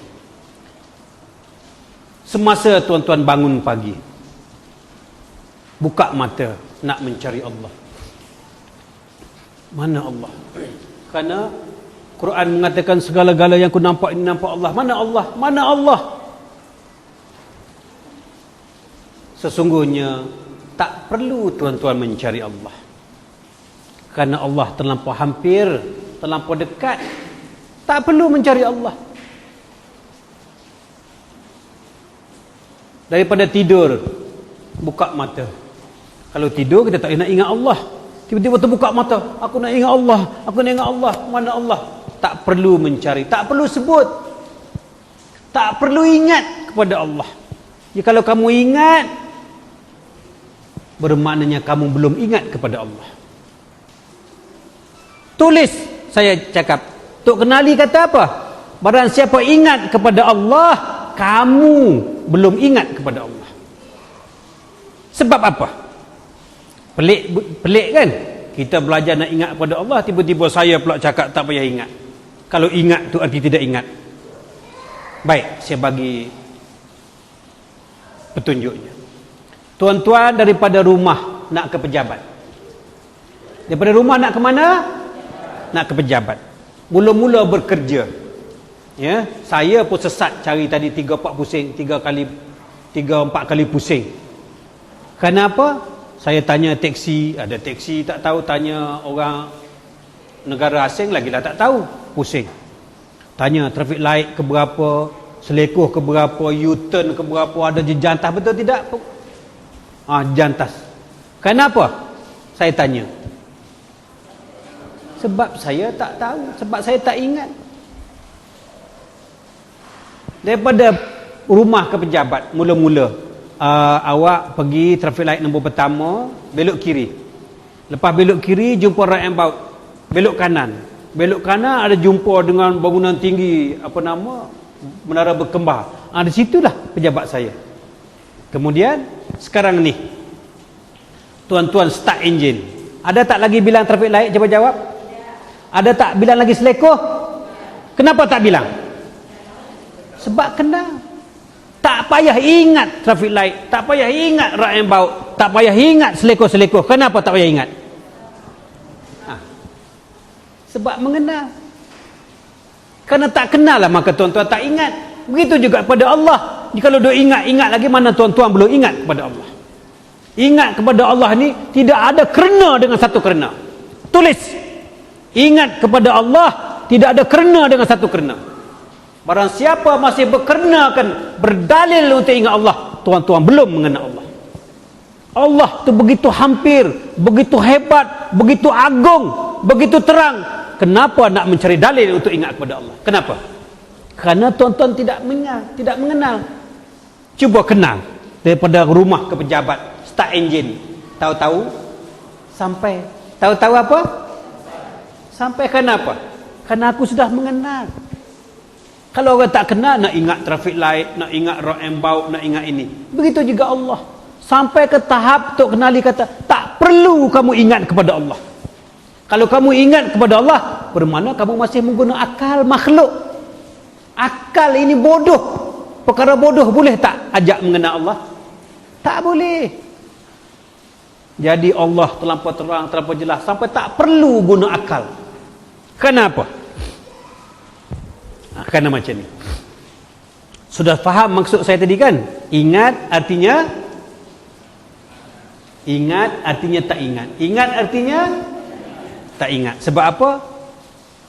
Orang yang kenal Allah ini, orang yang kenal pejabat ini, start engine, tak perlu dah bilang traffic light, tak perlu bilang right about, tak perlu bilang selekor. Betul tidak? Begitu juga dengan Allah. Untuk ingat kepada Allah, tak perlu kepada dalil, tak perlu kepada sebab. Macam mana? Baik. Bangun daripada tidur. Wa fi anfusikum afala tubsirun. Wa fi anfusikum afala tubsirun. Tidakkah kamu tilik pada diri kamu sendiri? Buat apa nak cari jauh-jauh Allah? Allah bukan berada dalam gua saja. Allah bukan berada di tanah Jawa saja. Allah bukan berada di tanah Mesir saja. Tak perlu kamu pergi jauh-jauh. Tilik pada diri kamu sendiri. Tilik macam mana? Baik. Apabila kita pejam mata, kita bangun daripada tidur, kita pun terjaga, kita buka mata. Basar arti apa? Cuba jawab kat kuat-kuat sikit. Basar arti apa? Orang belakang diam saja seolah-olah tidak menyambut pengajaran saya. Jadi saya nak cerita pun rasa macam apa? Tak ada sambutan, tak ada semangat. Ya, depan ada, belakang sunyi. Saya tanya apa tadi? Basar arti apa? Melihat itu sifat siapa? Melihat sifat siapa? Cakap betul-betul sifat siapa? Sifat kita? Sifat kita? Sifat kita apa? Sifat kita buta. Sifat Allah melihat. Sifat kita? Saya tanya, nampak tak botol ini? Tadi kata tuan-tuan buta. Kenapa nampak botol? Kenapa tuan-tuan nampak botol? Inilah makanya cara orang belajar makrifat macam ni. Senang saja nak ingat kepada Allah. Mudah saja untuk lihat Allah. Baik. Basar artinya melihat. Melihat sifat siapa? Melihat itu sifat Allah. Sifat aku buta. Kenapa aku melihat? Sesungguhnya yang melihat itulah aku. Tulis. Yang melihat itulah Allah. Aku buta. Ini kaedah orang mengaji sifat 20. Jangan baca saja. Ini kaedah orang mengaji sifat 20. Siapa yang bersifat melihat? Cuba cakap. Kita. Kenapa nampak? Sebab melihat itulah. Itu makanya tak perlu tuan-tuan cari jauh-jauh Allah SWT. Buka saja mata. Yang melihat siapa? Allah. Aku mati, aku buta, aku dah tak ada ya Allah. Kan kita dah mengaji ni. Mengaji apa ni? Tidur. Mengaji apa ni? Mengaji apa ni? Orang mengenal diri itu apa? Setelah tidak lagi mengenal diri sendiri. Orang mengenal diri apa? Setelah tidak lagi mengenal diri sendiri. Apabila sudah tidak kenal diri, apabila sudah tidak ada diri, siapa yang ada? Siapa yang melihat? Payah tak untuk ingat kepada Allah? Payah ke tidak? Begitu senang untuk ingat kepada Allah. Yang melihat itu aku. Sama arti apa? Sifat siapa mendengar? Sifat kita? Tuli. Kenapa kita mendengar ceramah? Sebab yang mendengar itu aku. Jikalau kamu melihat Allah melihat, jikalau kamu mendengar Allah mendengar, apa arti? Apa dua? Syirik. Jangan main-main. Aku melihat Allah melihat, aku mendengar Allah mendengar. Syirik kepada Allah pada malam ini, pada jam ini, pada saat ini. Dosa syirik ini tuan-tuan tak perasan. Sampai terlampau halusnya dosa syirik ini. Seumpama semut hitam berjalan di atas batu hitam di malam gelap gulita. Nampak tidak? Bermakna tuan-tuan tak sedar yang tuan-tuan syirik sebelum bersolat, syirik di dalam bersolat, syirik juga sesudah bersolat. Sedar itu. Sebab apa? Masih menduakan Allah. Aku berdiri, Allah berdiri. Syirik ke tidak? Yang berdiri itu siapa? Qiyamuhu binafsi. Apa arti? Berdiri itu hanya Allah. Baik. Basar, sama, kalam. Siapa berkata-kata? Kita bisu. Kenapa kita boleh berkata-kata? Yang berkata-kata itu aku, wahai insan. Itu dikatakan al-insani sirri wa ana sirruhu.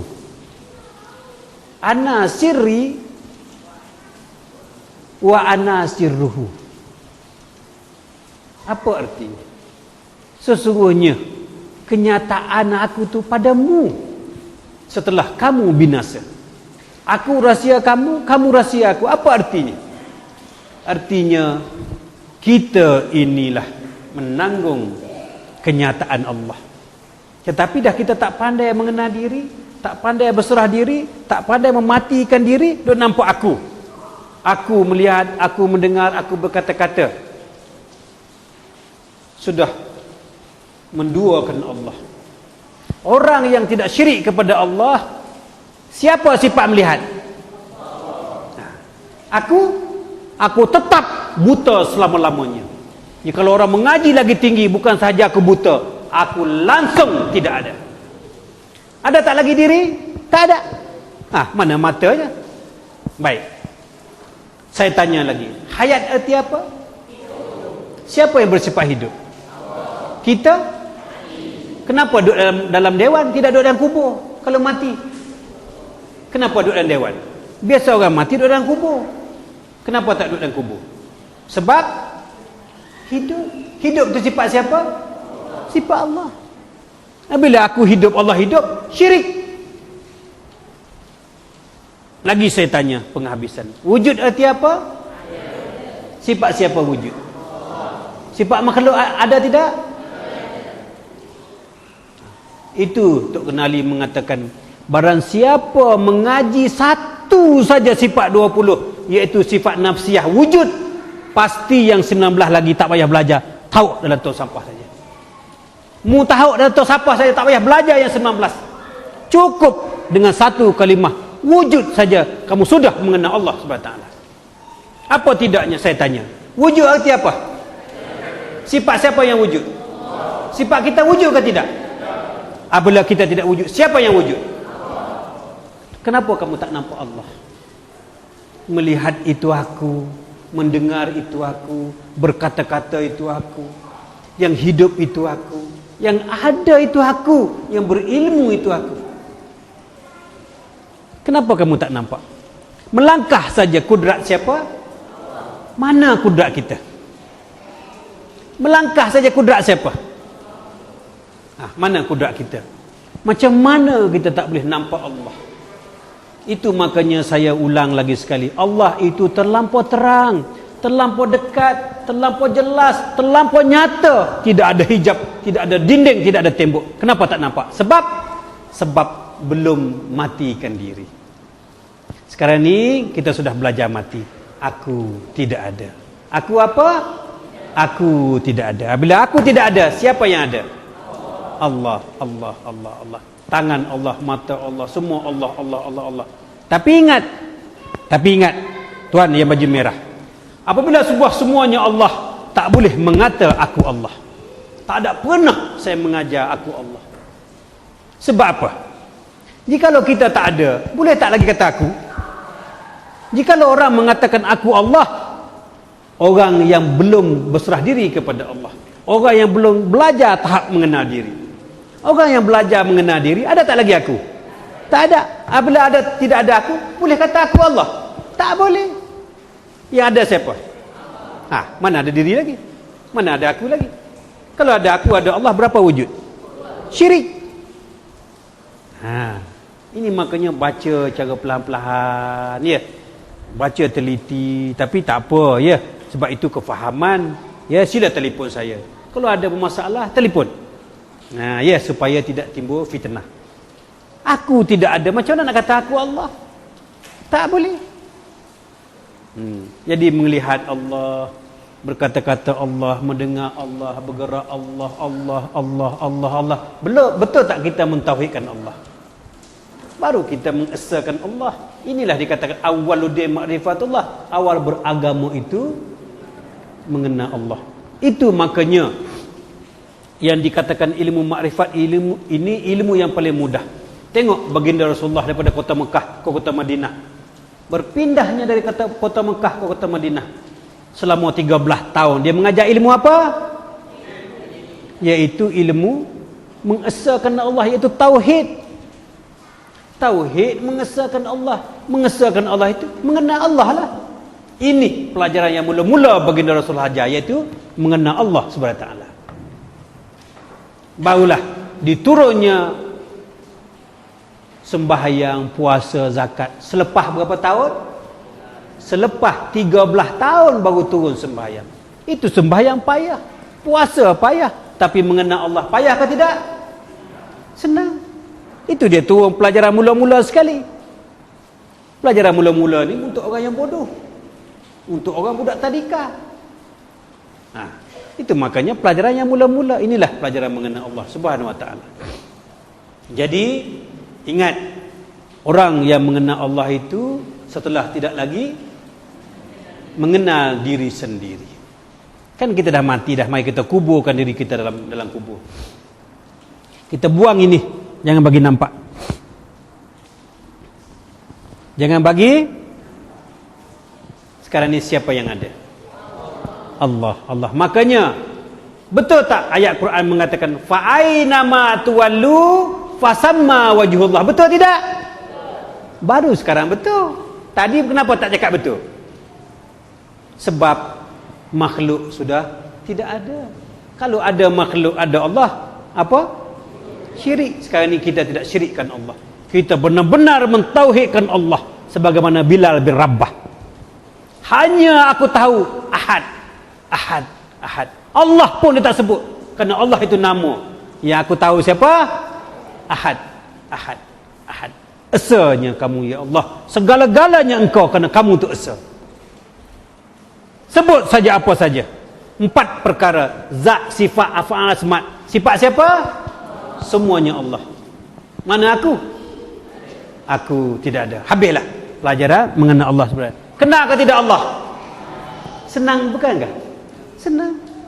Payahkah mengenal Allah? Itu makanya Allah itu terang, lebih terang daripada cahaya matahari. Sekarang ini baliklah tuan-tuan, sahabat-sahabat, ya. Baliklah selepas ini, insaflah. Jangan sampai terlihat adanya diri. Tulis perkataan saya ini, tampal di kereta, tampal di meja kerja, tampal buat harta kepada anak. Apa tu kenali kata harta yang dibagi kepada Pak Yusof, Tok Muhammad Yusof Cik Wu? Harta, satu-satunya harta tertulis oleh Tok Kenali kepada Muhammad Yusof Cik Wu. Apa dia kata? Mamat, jangan sampai terlihat adanya kamu. Dia tulis Mamat, ayah saya nama Muhammad Yusof Cik Wu. Orang Kelantan panggil Mamat. Mamat, jangan sampai terlihat adanya diri. Buatlah apa saja kamu nak buat. Beribadahlah, apa saja beribadah pun jangan sampai terlihat adanya diri. Jikalau kita sudah tak terlihat adanya diri, siapa yang berdiri? Betul tak sifat 20 kata qiyamuhu binafsi? Siapa yang berkata-kata? Betul tak sifat 20 kata kalam itu sifat Allah? Semuanya betul. Maka betul lah pengajian kita sekarang ini. Baik, selepas ini biarpun kita buka mata, biarpun kejap kita pejam mata, yang kita nampak hanya Allah. Sedikit saya tambah Ananda untuk merealisasikan ilmu ini kepada kehidupan seharian. Potong. Untuk menterjemahkan ilmu makrifat dalam kehidupan seharian setelah mengenal Allah. Setelah kita binasa diri, apa hasilnya? Apa penyudahnya? Apa natijahnya? Apa faedahnya? Nak guna untuk apa mengenal Allah ini? Ya? Allahu Akbar. Berbahagia, berhari raya. Saya ingat saya belum tulis itu dalam blog, saya baru karang itu. Tapi sahabat sudah cakap sudah berbahagia. Jadi orang mengenal Allah ini, penghujung ilmu makrifat itu adalah syariat. Tulis, penghujung pelajaran makrifat, penamat ilmu makrifat iaitu ilmu syariat. Terlampau lajunya pusingan tayar. Tayar kan, tayar kita pusing tayar. Nampak macam mana? Dia terbalik kan? Terlampau laju kita pusing tayar tu, kita nampak dia terbalik. Begitu juga terlampau tingginya kita duduk, kita akan balik kepada apa? Kepada sunnah Rasulullah. Aku utuskan engkau ya Muhammad untuk mengajar apa? Mengajar akhlak. Jadi penghujung ilmu makrifat itu ilmu syariatin. Rendahkan balik. Macam mana rendahnya kita ini, orang yang belajar makrifat? Orang belajar makrifat, dia tidak duduk tinggi, dia duduk yang paling rendah. Ingat pesan guru-guru terdahulu, orang yang berilmu makrifat dia tidak tinggi, dia duduk yang paling bawah. Apa artinya? Ya, Allahu Akbar. Baik, seumpamanya orang berilmu makrifat ini, apabila orang tak bayar hutang kita, orang tak bayar hutang kita, orang berilmu makrifat tak marah. Kenapa? Kerana sebelum engkau tak bayar hutang aku, Allah dah terlebih dahulu tak bayar di kitab Lauh Mahfuz. Bukan engkau yang menyebabkan tak bayar. Siapa yang menyebabkan tak bayar? Di kitab Lauh Mahfuz Allah tulis kamu tak bayar, bukan engkau tak bayar hutang aku. Allah yang menetapkan kamu tak bayar. Marah ke tidak? Alhamdulillah. Orang langgar kereta kita, ini jangan bercakap saja, Allah akan uji selepas ini barang siapa berpegang ke jalan ini. Jangan main-main, berpegang, pegang betul, jangan bercakap kosong. Allah akan uji selepas ini. Seumpamanya orang langgar kereta kita, orang langgar lesen kopi O ni, buta mata ni, lesen kopi O dia kata, kawan ni habis 800 belajar lesen kopi O, mata buta lah apalah, sedangkan cermin mata pun tak pakai. Tengok orang yang apa, orang yang tidak makrifat kepada Allah. Bagi orang makrifat kepada Allah, la tataharraku zarratun illa biiznillah. La tataharraku zarratun illa biiznillah. Tidak bergerak biarpun sezarah jika tidak izin. Tidak bergerak biarpun sezarah jika tidak izin. Kau tidak izin Allah. Jadi siapa yang melanggar? Kenapa aku nak marah pada engkau? Mari kita pergi bala pulih, mari kita pergi JPJ. Alhamdulillah. Barang siapa pandang bala hilang nikmat, barang siapa pandang nikmat hilang bala. Barang siapa pandang bala hilang nikmat, barang siapa pandang nikmat hilang bala. Baik, seorang isteri dicerai suami. Mulanya berkasih sayang, bercari harta, sama-sama beli rumah, tiba-tiba bercerai. Tak usah digundah kepada kaum Hawa. Biarpun kamu tidak ada suami, kamu tetap ada Allah. Sebetulnya bukan suamimu yang menceraikan kamu. Siapa mencerai dulu? Allah Subhanahu wa taala. Alhamdulillah rabbil alamin, ya Allah. Bersyukur aku bukan menerima penceraianmu, aku menerima ketetapan Allah Subhanahu wa taala. Tetapkan hati, tidak ada suami, aku ada Allah. Bukan engkau menceraikan aku. Siapa? Allah di kitab Lauh Mahfuz. Kenapa gundah orang belajar ilmu makrifat?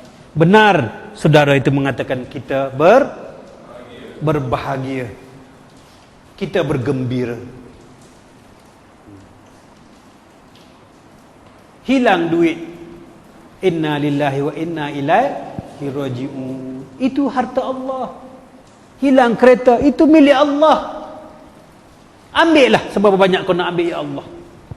Yang aku tahu, la in syakartum la azidannakum. Barang siapa mensyukuri nikmat aku akan tambah.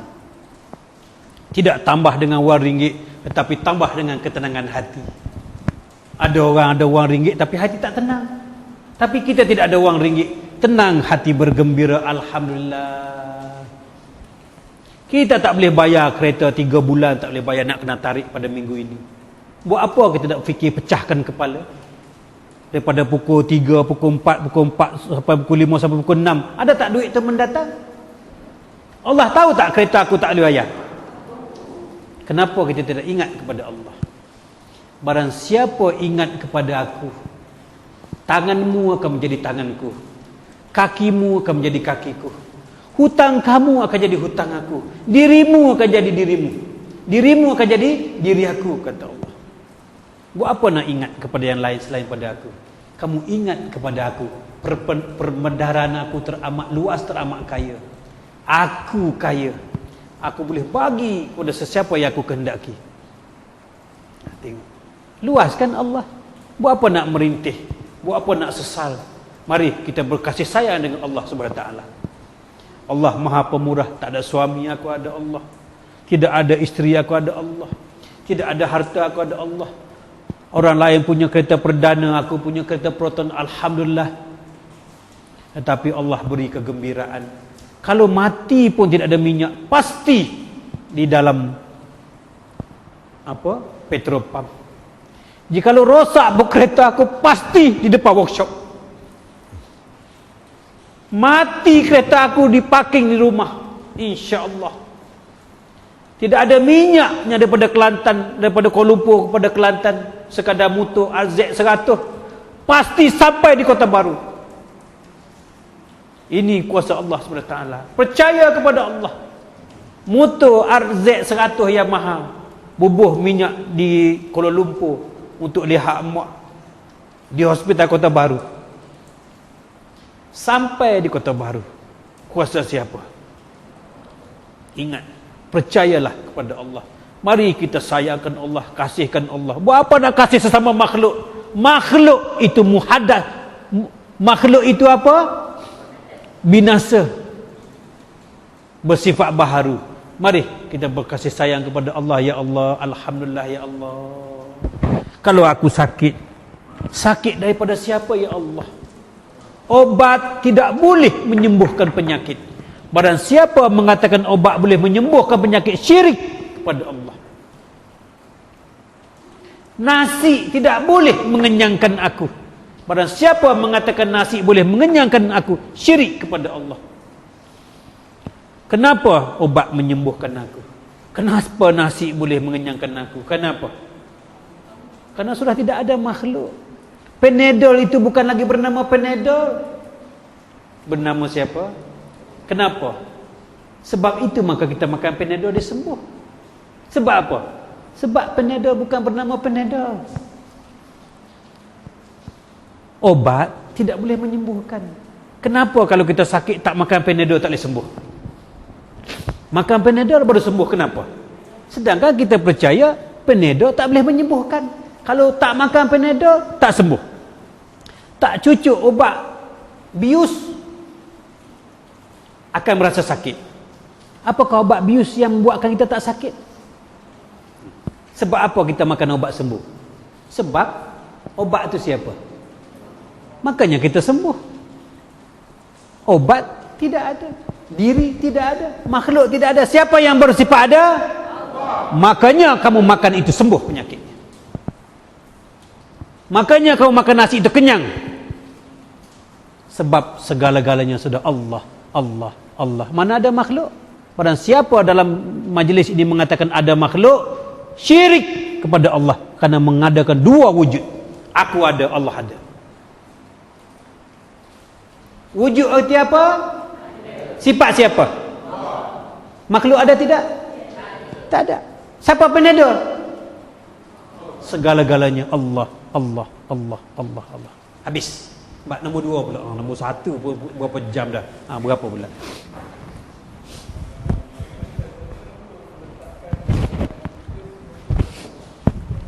Baik. Kalaulah besi berani itu kuat, jikalau tajam pisaunya, tadi pun sudah menjawab soalan. Ya. Macam mana kita letak perbuatan kita kepada Allah? Mana ada kita boleh bergerak? La tataharraku zarratun illa biiznillah. Mana boleh aku berfikir la tataharraku zarratun illa biiznillah? Mana boleh aku berikhtiar la tataharraku zarratun illa biiznillah? Ayat ini yang dikatakan ayat jajahan wilayah pemerintahan Allah Subhanahu wa taala. Tidak bergerak akalmu, tidak bergerak kehendakmu, melainkan dengan izin aku. Mana ada kita? Jadi untuk ingat kepada Allah, sentiasa ingat kepada Allah, jangan sampai terlihat adanya diri. Jangan sampai terlihat adanya diri. Aku tidak ada ya Allah. Apabila aku tidak ada, siapa yang melangkah? Tidaklah engkau melontar ya Muhammad. Siapa yang melontar? Kenapa? Karena engkau tidak ada ya Muhammad. Habis nombor 2 ya. Baik. Ya. Baik.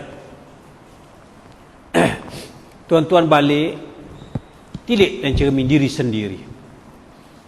Itu semua istilah saja. Wajahlah, rupalah, lagi apa? Mukalah, itu istilah saja. Yang tuan-tuan lihat tu siapa? Nak sebut apa? Yang aku lihat tu diriku sendiri. Ini sebut wajahlah, mukalah, gambarlah, itu istilah bahasa saja. Barang siapa yang mengenal Allah, tidaklah dia menilik, melainkan yang menilik itu adalah juga yang ditilik. Sebab aku dah tak ada. Macam mana aku nak menilik? Aku dah tak ada. Apabila aku tidak ada, siapa yang menilik siapa? Yang menilik itu adalah juga yang ditilik. Yang menyembah itu adalah juga yang disembah. Kenapa? Karena bukan aku yang berdiri, bukan aku yang rukuk, bukan aku yang sujud. Tengok dalam lafaz niat, sahaja aku sembahyang maghrib 3 rakaat. Tengok. Kenapa kita sebut sahaja? Sebab kita saja-saja je buat. Yang betul-betul buat siapa? Itu makanya kita sebut sahaja. Sahaja ini artinya saja-saja. Apabila kita saja-saja, siapa yang betul-betul buat? Allah. Itu maka sebelum sembahyang kena belajar dulu. Siapa sembahyang sebelum sembahyang? Sembahyang di dalam sembahyang, sembahyang sesudah sembahyang. Ada tak belajar? Habis kalau tak ada sembahyang macam mana? Nak kenal sembahyang macam mana kalau tak tahu sembahyang sebelum sembahyang, sembahyang di dalam sembahyang, sembahyang sudah sembahyang. Siapa yang solat sebelum solat? Sebelum kita beranak lagi siapa yang solat? Itu makanya solat sebelum solat, sembahyang sebelum sembahyang itu siapa yang sembahyang dulu di Lauh Mahfuz? Catatan Allah dah sembahyang dah. Bukan kamu yang bersembahyang. Berdirinya kamu sembahyang maghrib tadi bukan perkara baru. Jangan ingat atas dasar usaha kamu, jangan. Bukan perkara baru itu. Yang berdirinya aku, bila yang berdiri dulu? Siapa yang berdiri dulu? Tahu pun. Itu makanya jangan kamu angkuh, jangan kamu sombong hidup di dunia ini. Jangan mengaku kamu yang alim, kamu yang lebay, kamu yang taat, patuh. Jangan. Yang beri taat dia siapa? Itu makanya jangan tunjuk alim di sini. Majlis kita tak ada orang alim, tak ada ustaz, tak ada guru, tak ada murid. Yang ada hanya siapa? Aku semayang. Bila kau semayang? Sebelum kau berdiri, aku dah berdirikan kau terlebih dulu di Lauh Mahfuz. Betul tidak? Kenapa mengaku kau yang bersemayang? Itu mana kita tak kenal sembahyang sebelum sembahyang, solat sebelum solat, solat dalam solat, solat sesudah solat itu siapa? Solat sesudah solat siapa? Allah. Jadi ingat, itu makanya yang menyembah itu adalah juga yang disembah. Yang menilik itu adalah juga yang ditilik. Sebab apa? Sebab aku tidak ada. Ya, jadi wajah itu satu saja, bukan dua. Tak ada dua tiganya. Fa aina ma tuwallu fasamma wajhullah. Ada dua rupa. Satu saja ya. Habis. Sambungan ini.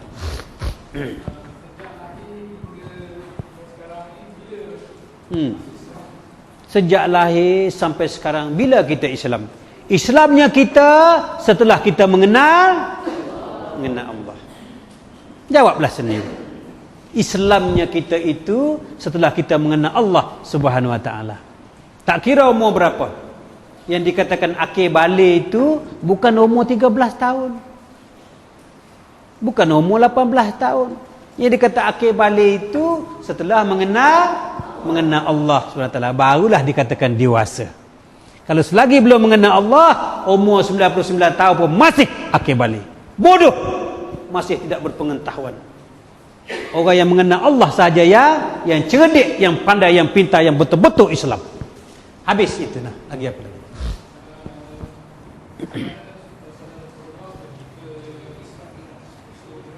Macam mana?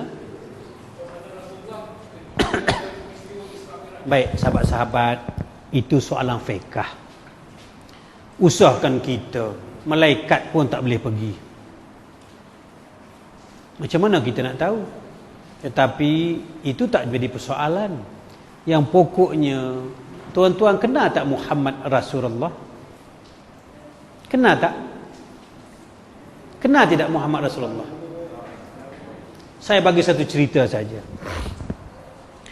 Pada satu musim baginda Rasulullah sebelum wafat, berpesan kepada 4 sahabatnya, kamu tunggu orang yang menunaikan haji daripada negeri Yaman. Bentuk badannya sekian. Tunggulah sahabat ni, saya selalu tak ingat, lebih kurang 10 tahun kalau tak salah. Datanglah seorang pemuda daripada Yaman. Lalu pergi, ada jubah Rasulullah untuk aku sampaikan kepadamu daripada utusan Muhammad Rasulullah. Apa dia kata?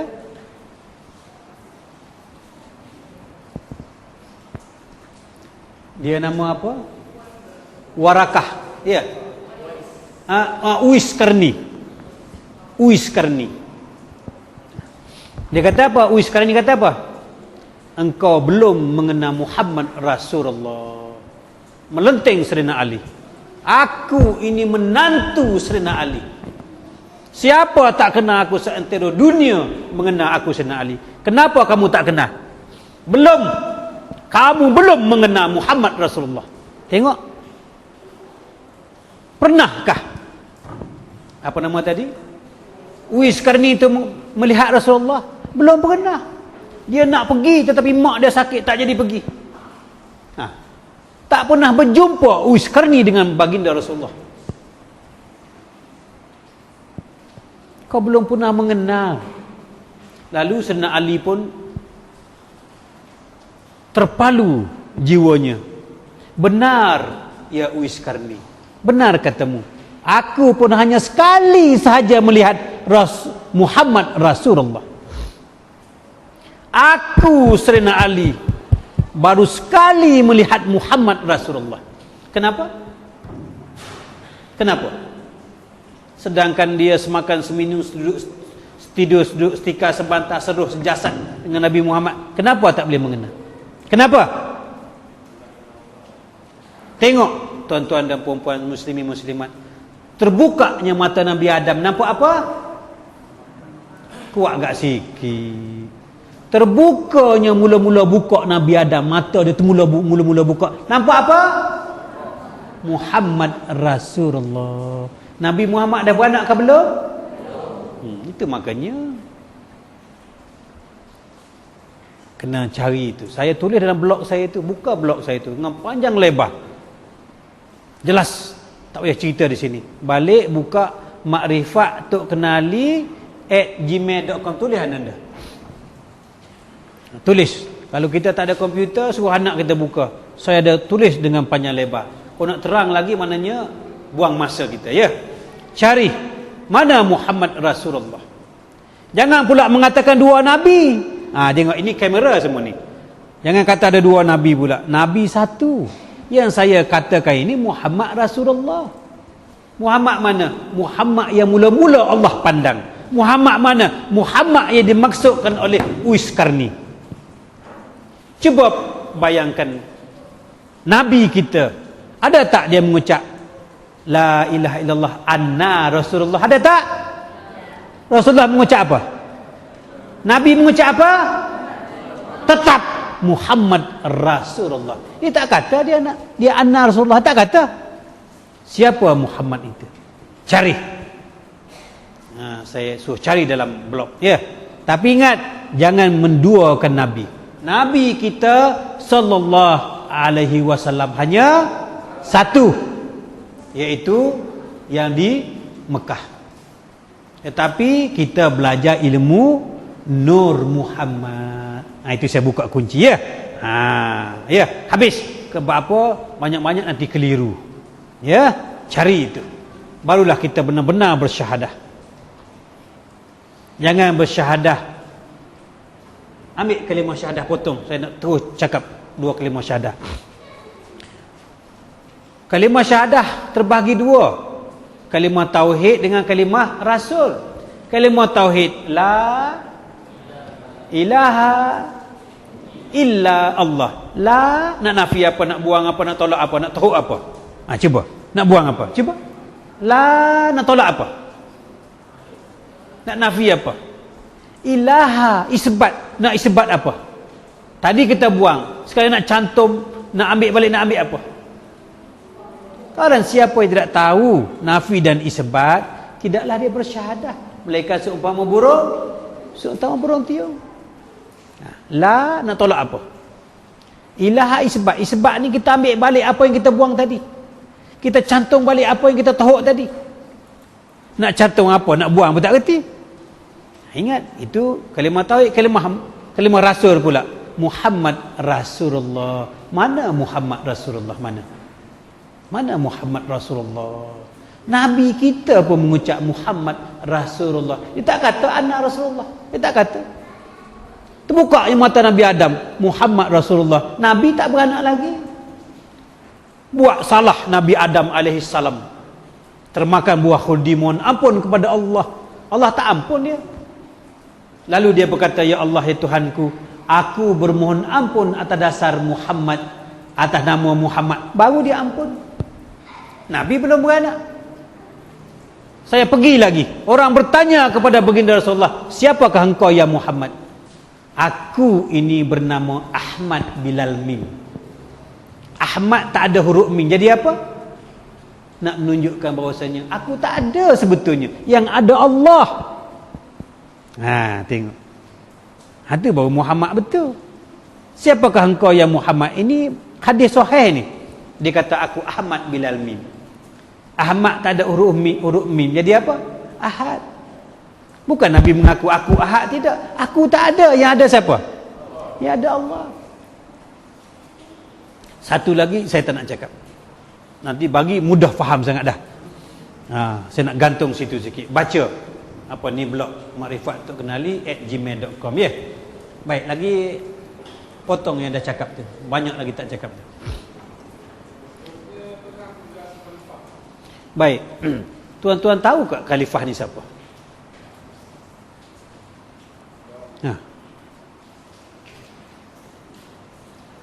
Khalifah ni tubuh badan ke siapa?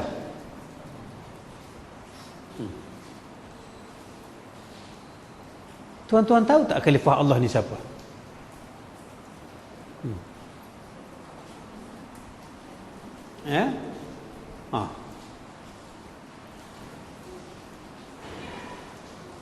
Saya ni sama nak cerita ke tidak sama banyak tu. Nak ceritakan tak apa, yang khalifah itu yang bertanya telefon saya sendiri cara direct, ya. Takut terkeliru. Ya, telefon ambil, boleh tulis nombor telefon. Malam ni pun boleh saya akan bagi jawapan. Ya, saya tak nak kena apa banyak budak-budak, ya, banyak yang baru tinggi rendah. Tidak fatonah saya. Ya, siapa yang bertanya tadi? Telefon saya sekarang. Ya, nombor lain.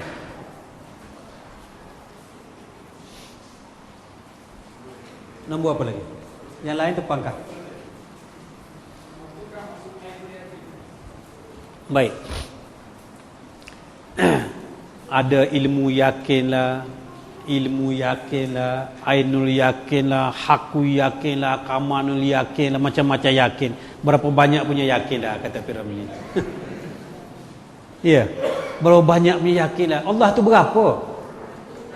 Habis nak yakin berapa banyak Allah, Berapa banyak nak yakin Allah tu satu saja. Takkan separuh-separuh kakinya saja, tangannya saja, mulutnya saja. Kenapa banyak tingkatan? Karena diri kamu masih hidup. Cuba buang diri kamu. Yakin ini setelah kita mengenal Allah. Kalau dah tak mengenal Allah, nak yakin berapa tingkatan? Kalau sudah mengenal Allah, yakin satu saja. Kalau dah kamil itu, nampak tak air dengan gula? Nampak tak? Nampak satu je kan? Itu makanya kita belajar biar siapa yang mengenal Allah, barulah sebenar-benar dikatakan yakin. Yang kata ilmu yakin, ainu yakin itu istilah sahaja. Istilah mengaji pondok, mengaji tarikat, ya. Tapi kalau sampai ke tahap makrifat, tak ada duanya. Yakin satu saja. Percaya pun satu saja. Wujud pun satu saja ada. Ya, begitulah lebih kurang, ya. Ilmu makrifat satu je yakin, satu je percaya. Yang istilah-istilah itu istilah orang tarikat. Ya, nak mengajar jalan, nak mengajar, ya. Tapi dah sampai atas tak ada dah. Berdua bertiga lagi, ya. Baik, terus Ananda. Bertaubat. Baik. Muslimin muslimat, sahabat-sahabat. Saya, ya Allah, ya Tuhanku, bertaubat tak akan buat dah benda ini esok sampai bila-bila. Tahukah kamu tak akan buat lagi? Habis yang kamu kata tak akan buat lagi tu. Yang kedua pula, ya Allah, ya Tuhanku, yang aku buat dulu ni atas kealpaan aku.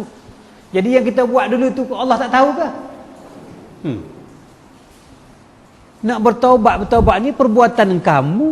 Ini aku tulis. Aku Allah tulis yang kamu buat. Habis macam mana kamu kata kamu tak nak buat lagi? Ini orang bertaubat makrifat ini, bukan ilmu fiqh. Ya Allah, ya Tuhanku, minta ampun aku buat. Yang kamu buat tu aku tulis lah. Lagu mana? Allah tulis ke tidak? Saya tanya, Allah tulis ke tidak? Jawab. Kalau tak jawab, saya tak usah ceritalah. Sebab apa saya rakam ini? Allah tulis ke tidak? Habis kalau Allah tulis, nak padam balik? Nak robah balik? Apa arti taubat? Tuan-tuan sebetulnya keliru sebetulnya dengan ilmu fiqh. Ya Allah, ya Tuhanku, aku tak buat dah. Mana tahu kamu tak buat? Mu tahu kerjaan aku? Kalau tak tahu, macam mana kamu boleh kata tak akan buat? Apa arti taubat? Apa arti taubat?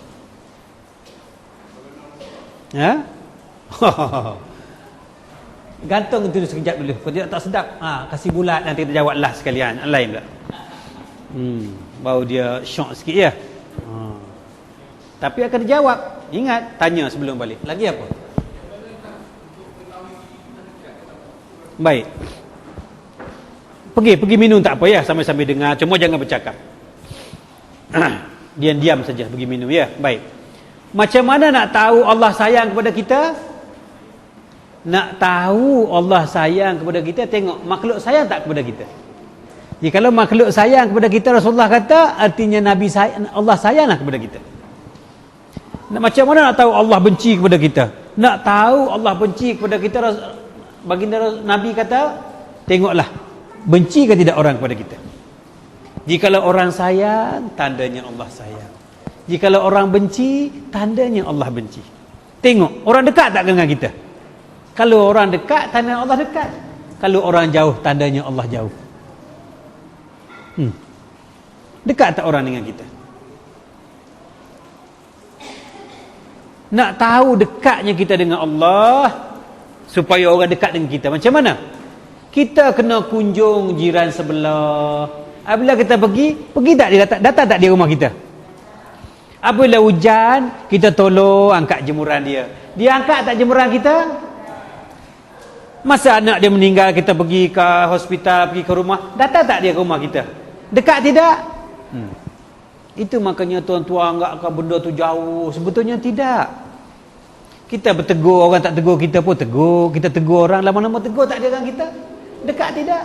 Itu saja tanda-tanda tahu. Nak tahu dekat ke jauhnya kita dengan Allah. Kalau kita sombong naik kereta besar, tengok orang yang rosak kereta tepi jalan tak berhenti, ini orang yang jauh dengan Allah. Itu saja sipir dia. Orang yang dekat dengan Allah ini, macam mana pun dia break juga kereta, dia break. Dia gustan lagi tahu. Apa pak cik yang boleh saya bantu? Ini orang yang dekat dengan Allah. Orang makrifat, ini cara dia. Orang makrifat ini apabila dia buang air, dia tandas. Dia pergi kencing ke, dia buang air besar ke, dia tak keluar dengan tinggal apa-apa. Biarpun yang orang lain punya, dia mesti wajib dia bersih tandas, baru dia keluar. Ini orang makrifat, orang dekat kepada Allah, supaya orang lain masuk bersih. Orang yang dekat kepada Allah, orang makrifat, isap rokok tak buang, biarpun puting rokok di jalan raya. Usahakan kotak rokok, puting pun dia tak buang. Ini orang dekat kepada Allah. Ini orang makrifat kepada Allah. Ini senang-senang, kotak rokok buang saja. Ini mineral water buang. Ya, kulit plastik cekedih buang. Ini orang yang bukan orang makrifat. Nak kenal orang makrifat, tengok ini. Tengok. Apabila dia berpakai pakaiannya busuk, ini bukan orang makrifat. Kecuali busuk buat kerja. Ini bau ketiaknya busuk, bukan orang makrifat. Giginya berkarat, bukan orang makrifat. Orang makrifat ini orang paling halus, paling kebak, apa-apa halus ini paling apa? Paling particular kata orang putih, paling teliti. Ini orang makrifat.